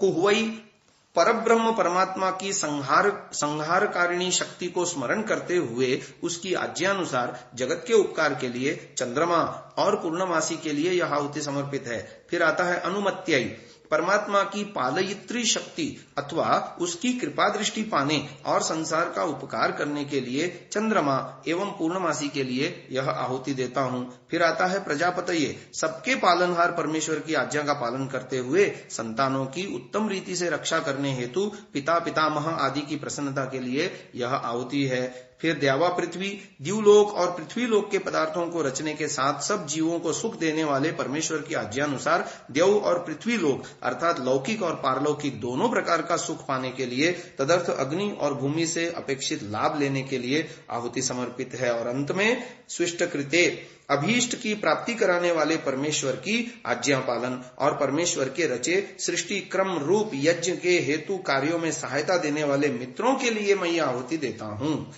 तो इस प्रकार से ये बलिवेश्व देव मंत्रों के एक एक शब्द की भी व्याख्या हो गई। अब इसको यहीं विराम देते हैं, आगे की चर्चा हम अगले श्रव्य कणिका में करेंगे। ओम नमस्ते जी। 137वीं श्रव्य कणिका सत्यार्थ प्रकाश स्वाध्याय एवं प्रवचन माला। आप सभी धर्म प्रेमी महानुभावों का हार्दिक स्वागत करता हूं। हम चतुर्थ समुल्लास में गृहस्थाश्रम प्रकरण में पंचमहायज्ञ विधि के अंतर्गत चतुर्थ बलि वैश्व देव यज्ञ की व्याख्या आपके सामने कर रहे थे, जिसमें हमने आपको गत श्रव्य कणिका में 10 मंत्र जो हैं उनकी एक एक शब्द की, जो मंत्रों में मुख्य शब्द हैं, उन मंत्रों की व्याख्या आपके सामने रखी। अब आगे चलते हैं। ओम सानुगायेन्द्राय नमः इत्यादि मंत्र वाक्य मनुस्मृति के श्लोकों के आधार पर ऊहित किए गए हैं। वो श्लोक इस तरह से हैं।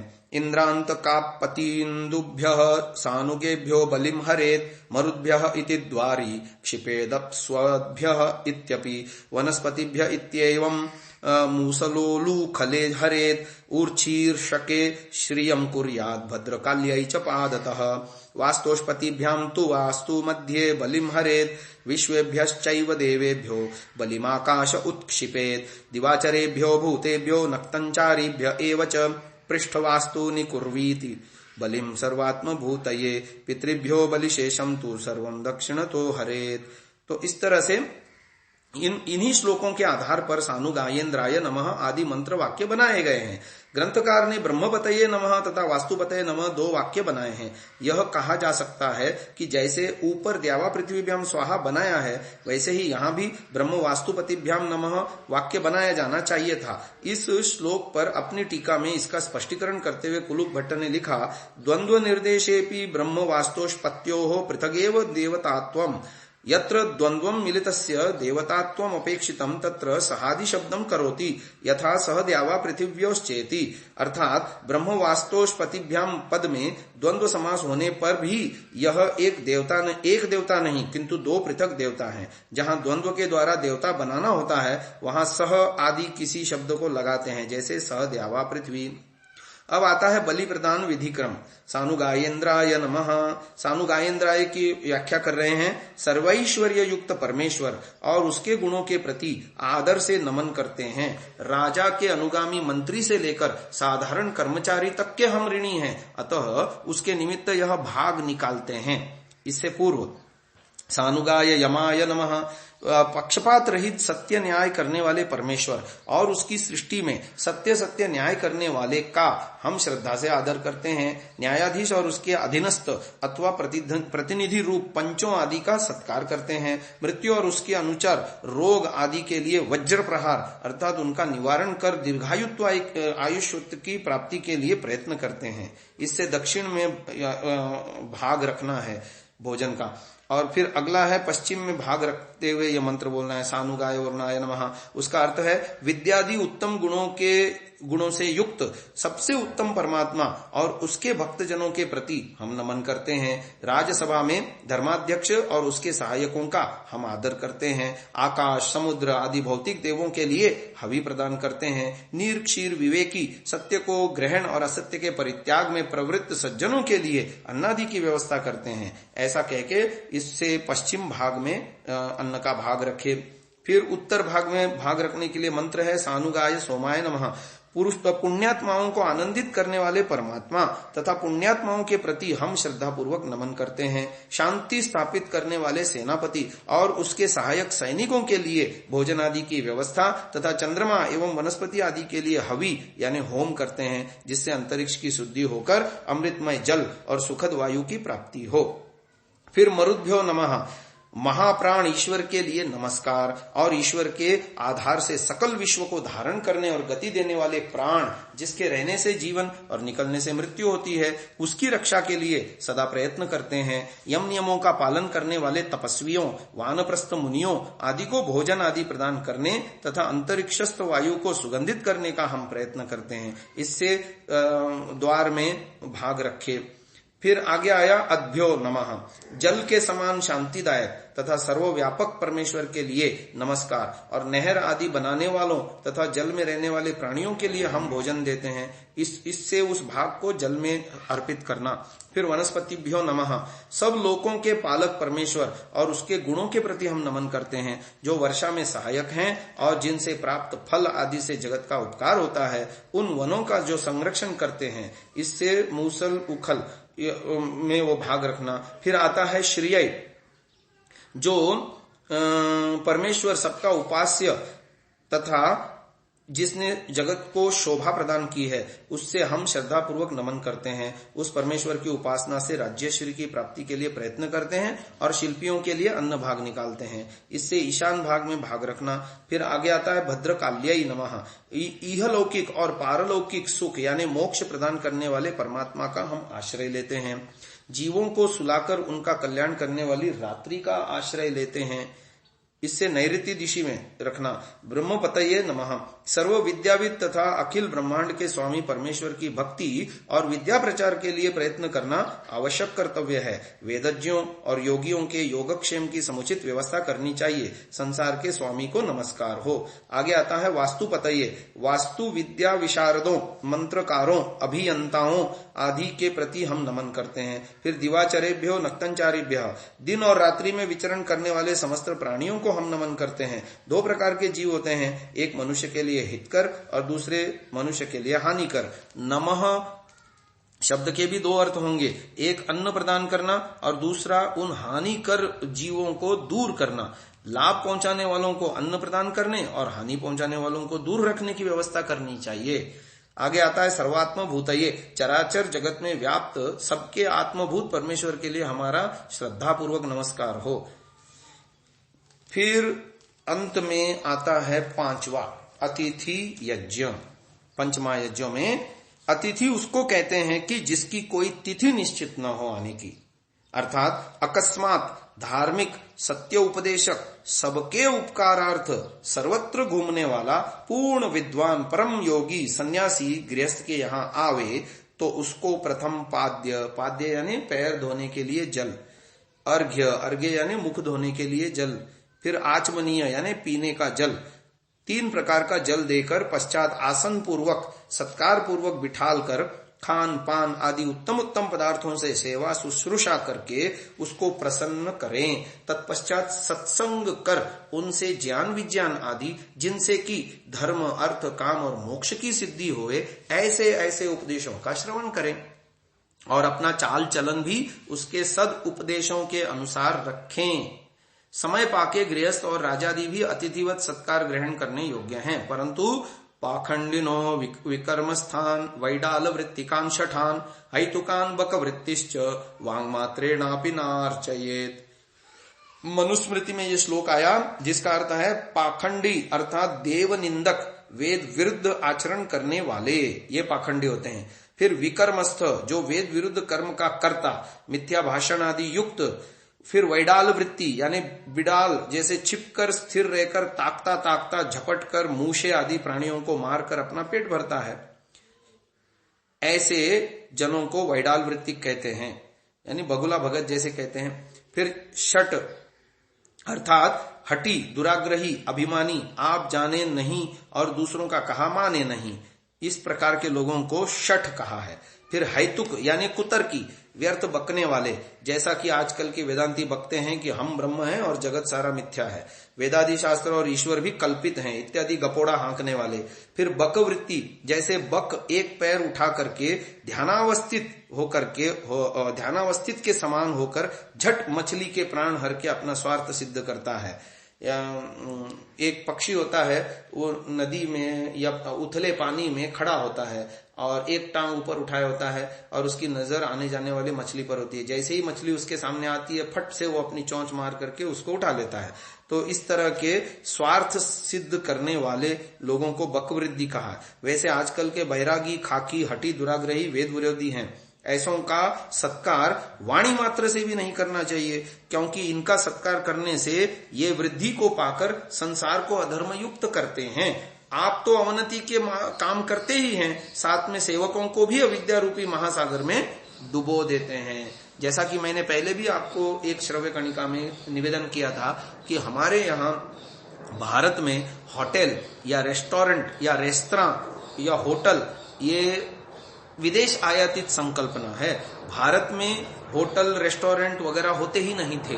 ये तो कोई भी दूसरे गांव में या दूसरे शहर में या देशांतर में जाता तो वो वहां का अतिथि कहलाता था और पूरे गांव का वो अतिथि होता था। उसको या तो अपने घर में या गांव के द्वारा निर्धारित धर्मशालाओं में आदि रुकने की, खाने पीने की, रहने की आदि व्यवस्था उसकी समुचित हुआ करती थी। हर गांव में ये प्रथा थी, तो अतिथि यज्ञ व्यवस्थित होता था। आजकल सिनेमा बनता है, परेश रावल जिसमें मुख्य भूमिका की है, अतिथि कब जाओगे। तो कहाँ अतिथि सत्कार करने वाला हमारा देश पंचमहायज्ञ के रूप में घर घर अतिथि यज्ञ हो रहा था, और कहाँ फिल्म बनती है अतिथि कब जाओगे। आज की इस चर्चा को यहीं विराम दे रहे हैं। ओम नमस्ते जी। सत्याग्रह प्रकाश स्वाध्याय एवं प्रवचन माला की 138वीं श्रव्य कणिका आप सभी धर्म प्रेमी महानुभावों का हार्दिक स्वागत करता हूं। हमने गत श्रव्य कणिका में अतिथि की परिभाषा और अतिथि यज्ञ के विषय में आपको विस्तार से बताया। आज की श्रव्य कणिका में विषय है पंच महायज्ञों का फल।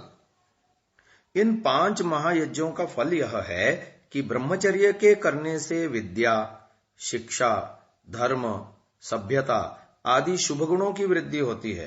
अग्निहोत्र से वायु, वृष्टि, जल की शुद्धि होकर वृष्टि द्वारा संसार को सुख प्राप्त होता है। अर्थात शुद्ध वायु का श्वास, स्पर्श, खान पान से आरोग्य, बुद्धि, बल, पराक्रम बढ़ के धर्म, अर्थ, काम और मोक्ष का अनुष्ठान पूरा होता है। इसलिए इसको देवयज्ञ कहते हैं। तीसरा पृथ्वी यज्ञ। इससे जब माता पिता और ज्ञानी महात्माओं की सेवा करेगा तब उसका ज्ञान बढ़ेगा। उससे सत्यासत्य का निर्णय करके सत्य का ग्रहण और असत्य का त्याग करके सुखी रहेगा। दूसरा कृतज्ञता, अर्थात जैसी सेवा माता पिता और आचार्य ने संतान और शिष्यों की है उसका बदला देना उचित ही है। चौथा यज्ञ था बलिवैश्व देव यज्ञ।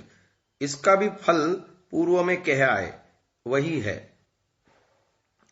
अब 5वां है अतिथि यज्ञ। जब तक उत्तम अतिथि जगत में नहीं होते तब तक उन्नति नहीं होती।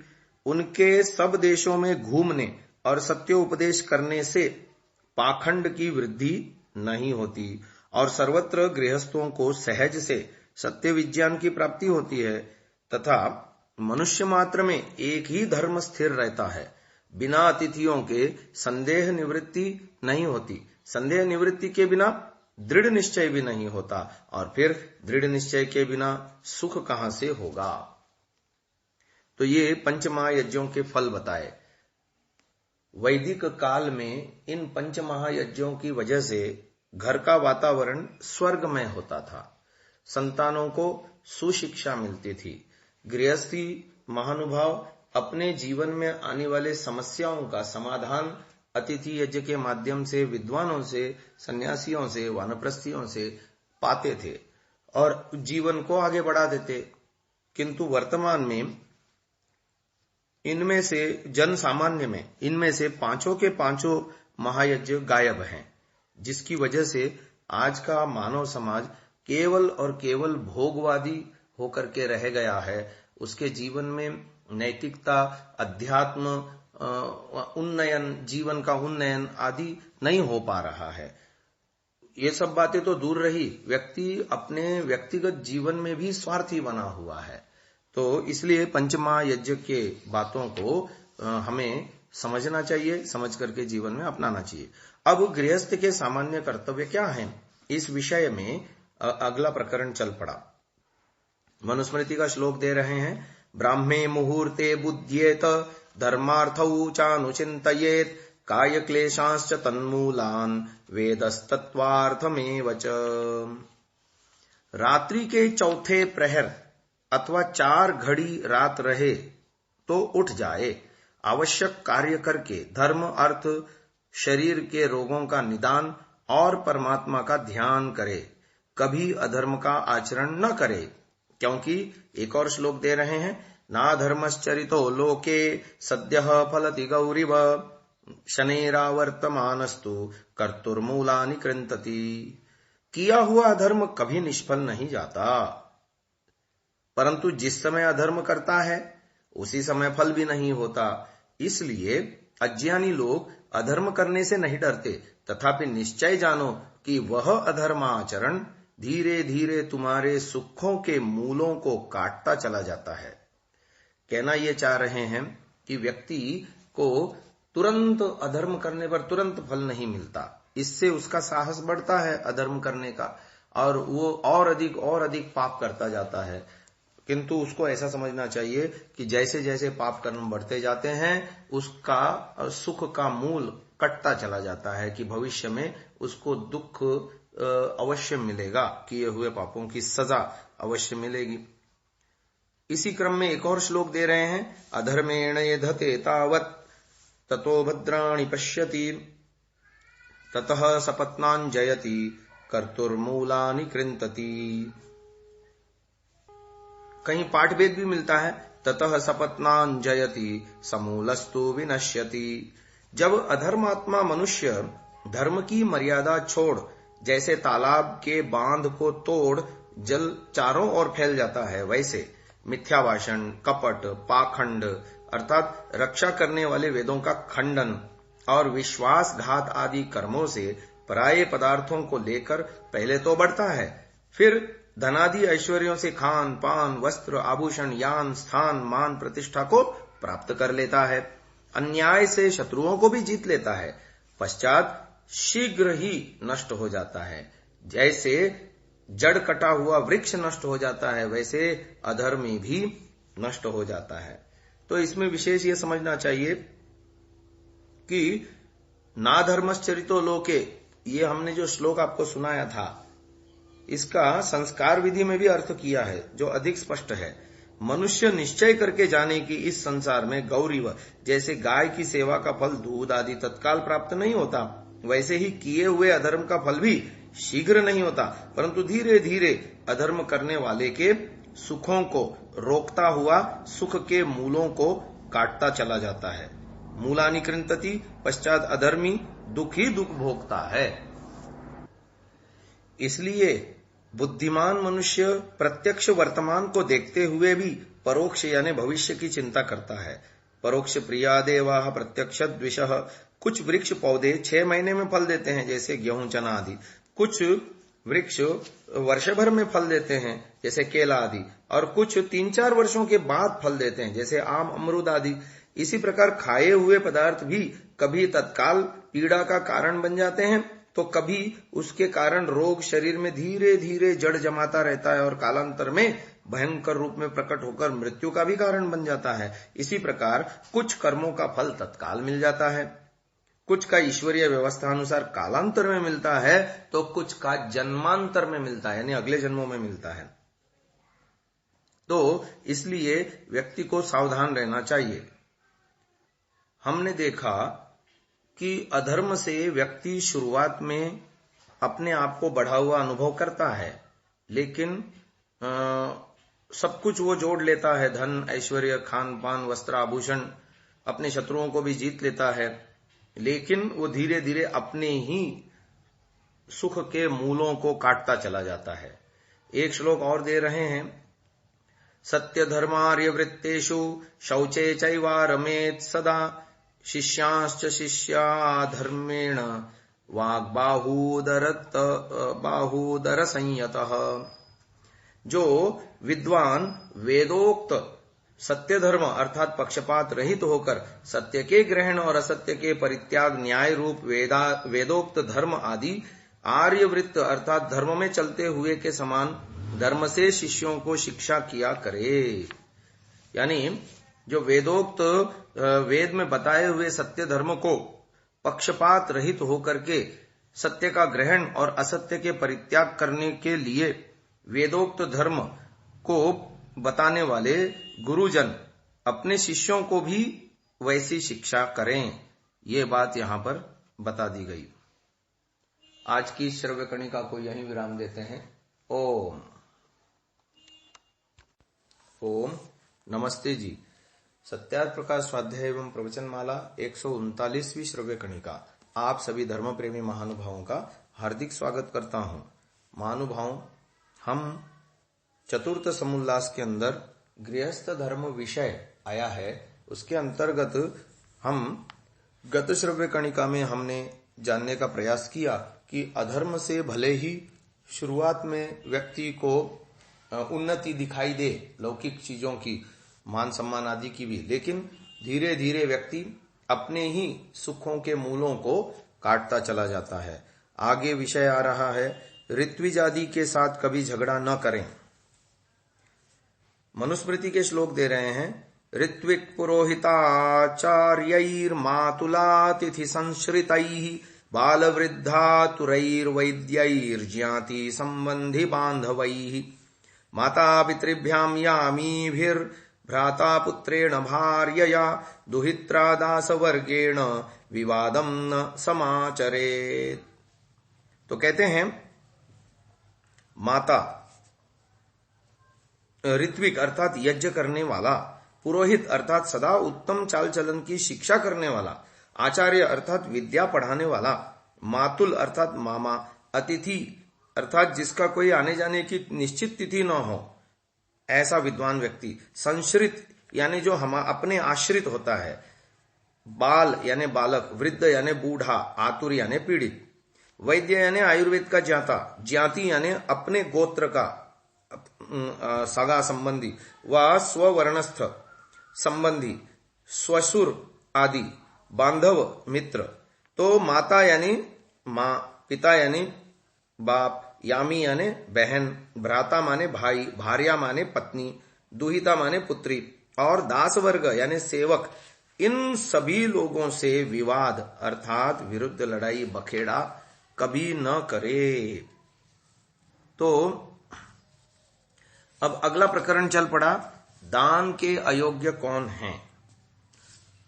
अतपास्त्वनधीयानः प्रतिग्रह रुचिर्द्विजः अंभस्यश्म प्लवेनैव सह तेनैव मज्जति। एक है अतपाह यानी ब्रह्मचर्य, सत्य भाषण आदि तप जिसके जीवन में नहीं है उसको कहेंगे अतपाह। दूसरा है अनधीयानः यानी बिना पढ़ा हुआ, जिसने विद्या नहीं पढ़ी, मूर्ख है। फिर तीसरा है प्रतिग्रह रुचि ही, अत्यंत धर्मार्थ, दूसरों से दान लेने वाला। ये तीनों पत्थर की नौका से समुद्र में तैरने के समान अपने दुष्ट कर्मों के साथ ही दुख सागर में डूबते हैं।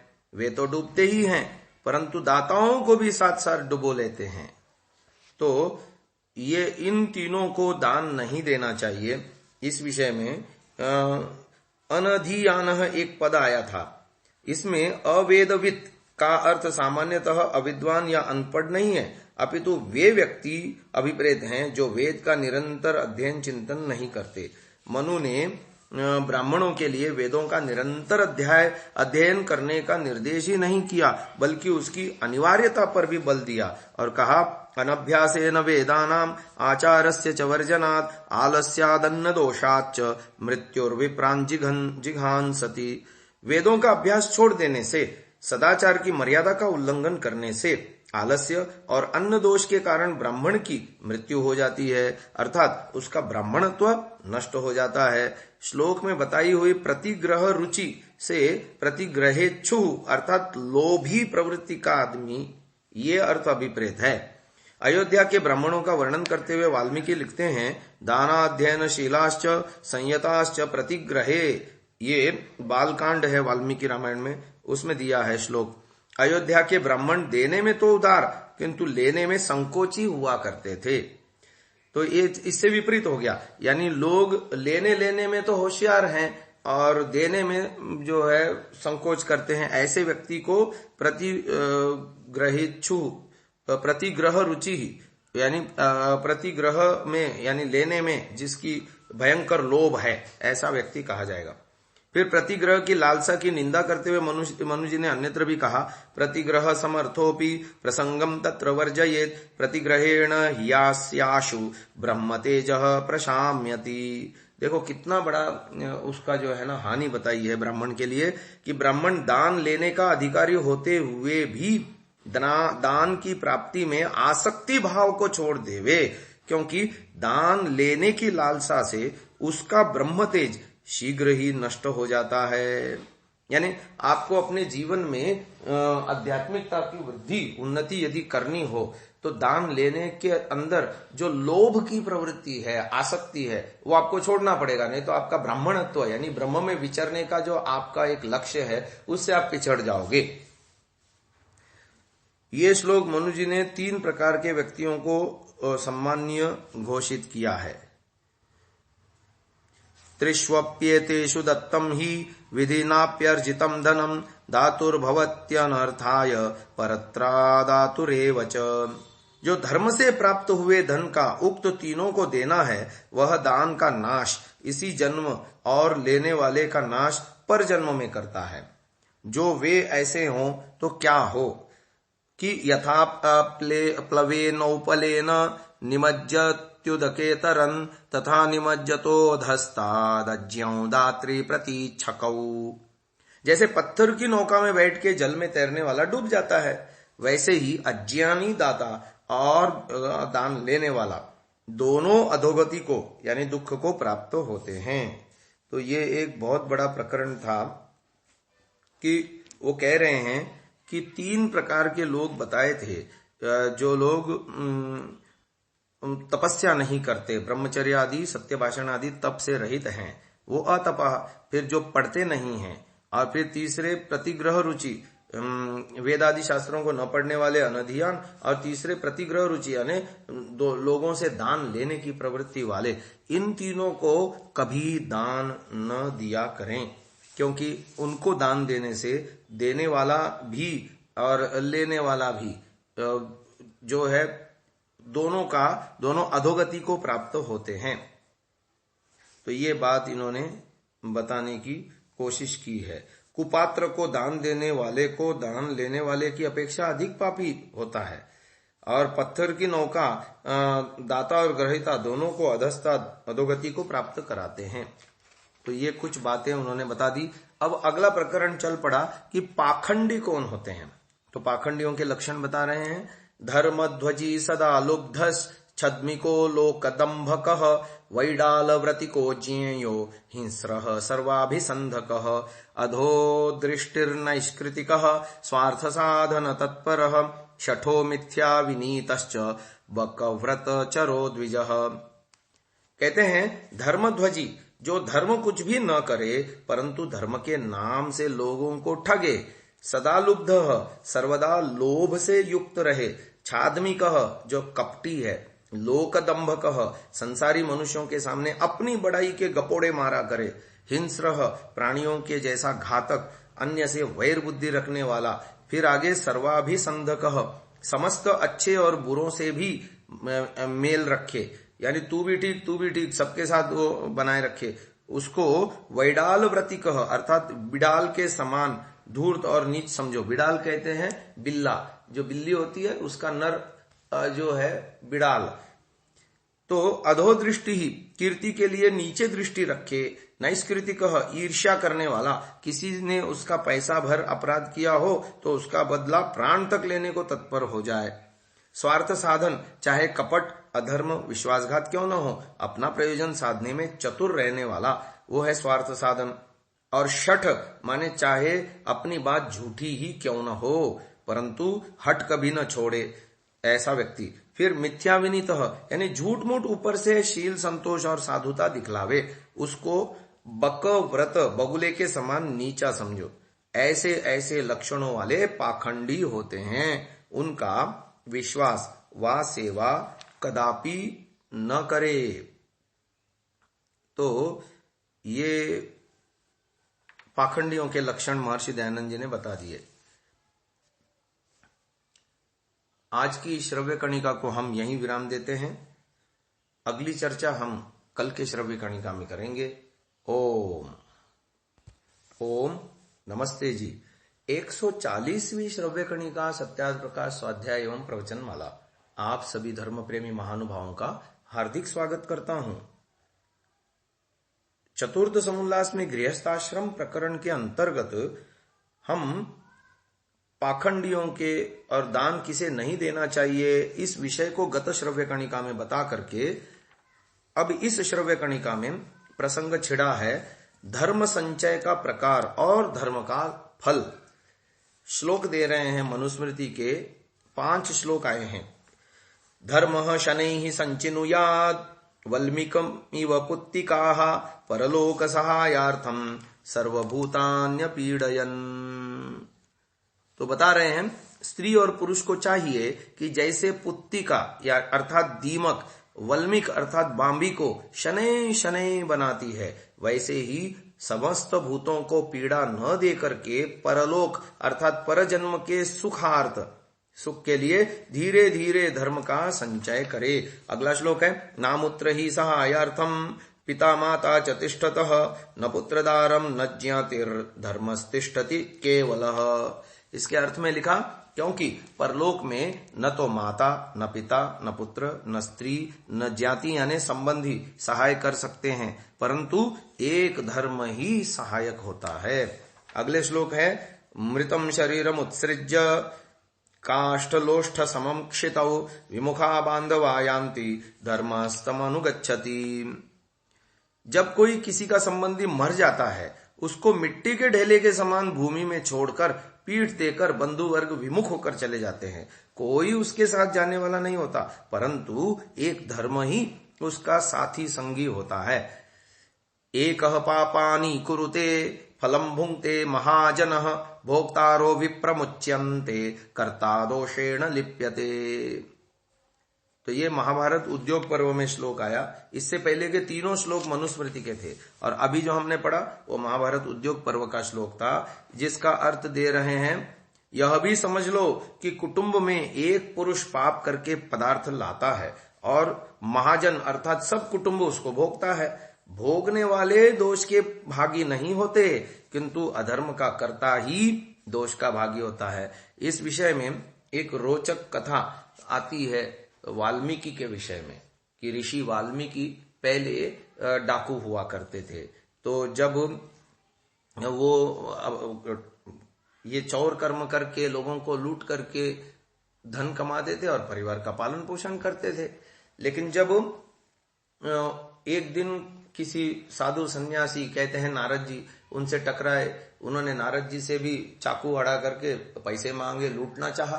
तो उन्होंने कहा ठीक है भाई, मेरे पास जो है सब कुछ तेरा, किंतु जरा सा इस बात पे सोच कि तुम ये जो अधर्म कर रहे हो, उल्टे काम कर रहे हो, क्या इसका परिणाम, और उसके एवज में तुम अपने परिवार को खिलाते हो पिलाते हो, उनकी आवश्यकताएं पूर्ति करते हो, क्या तुम्हारे इस पाप भाग में भी जैसे तुम्हारे कमाए हुए धन में दाय भागी होते हैं तुम्हारे पत्नी बच्चे माता पिता आदि, ऐसे ही क्या तुम्हारे इस कमाए हुए पाप में भी भागीदार होते हैं क्या?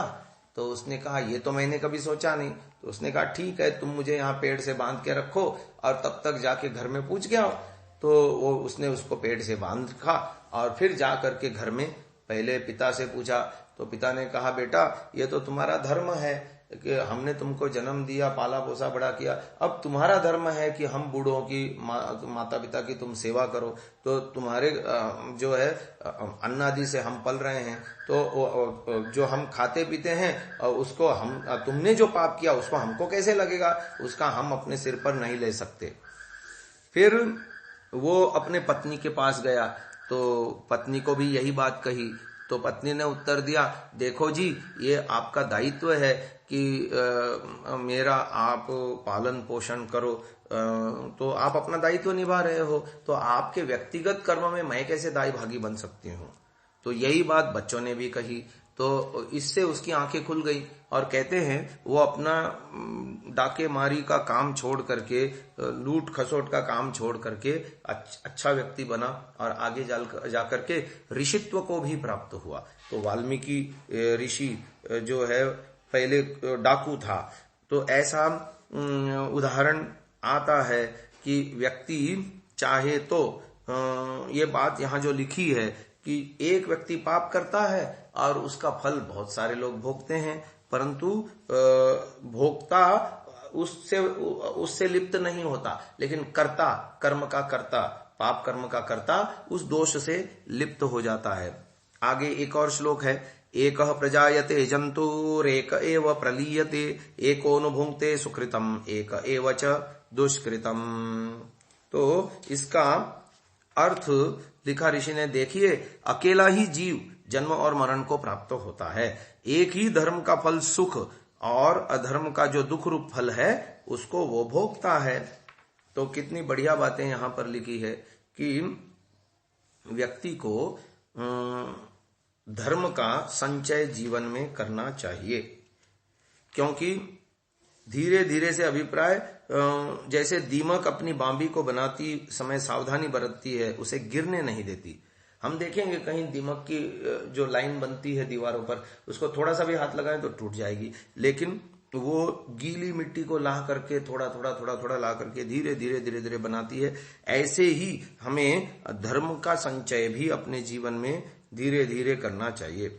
उपनिषद के शब्दों में धर्म का मार्ग क्षुरस्य धारा निशिता दुरत्यया दुर्गम पतस्तत् कवयो वदन्ति, ये कठोपनिषद में आया। धर्म का मार्ग पर चलना जैसे छुरे की तेज धारा पर चलने के समान है।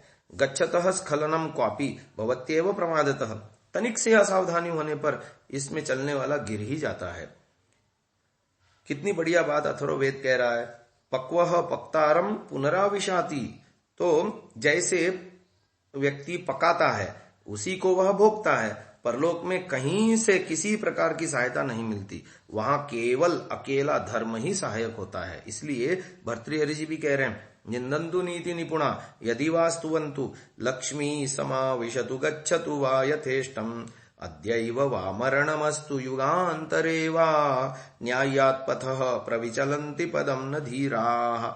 चाहे कोई कितनी स्तुति करे या निंदा करे, धन ऐश्वर्य यथेच्छ आए या जाए, आज ही मृत्यु होने वाली हो या कालांतर में, धीर पुरुष कभी भी धर्म यानी न्याय के पक्ष से विचलित नहीं होते।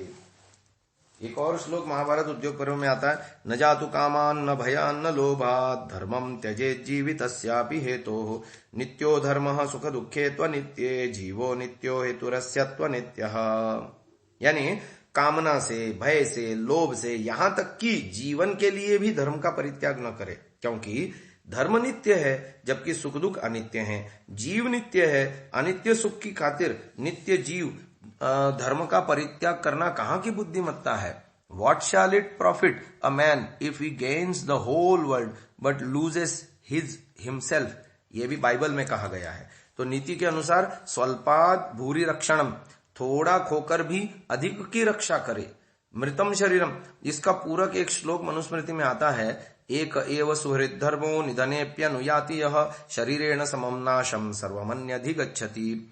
इस संसार में एक धर्म ही मित्र है जो मनुष्य के पश्चात भी साथ साथ जाता है, और सब पदार्थ या बंधु बांधव शरीर के साथ नष्ट हो जाते हैं, अर्थात उनका साथ छूट जाता है, वे यहीं रह जाते हैं।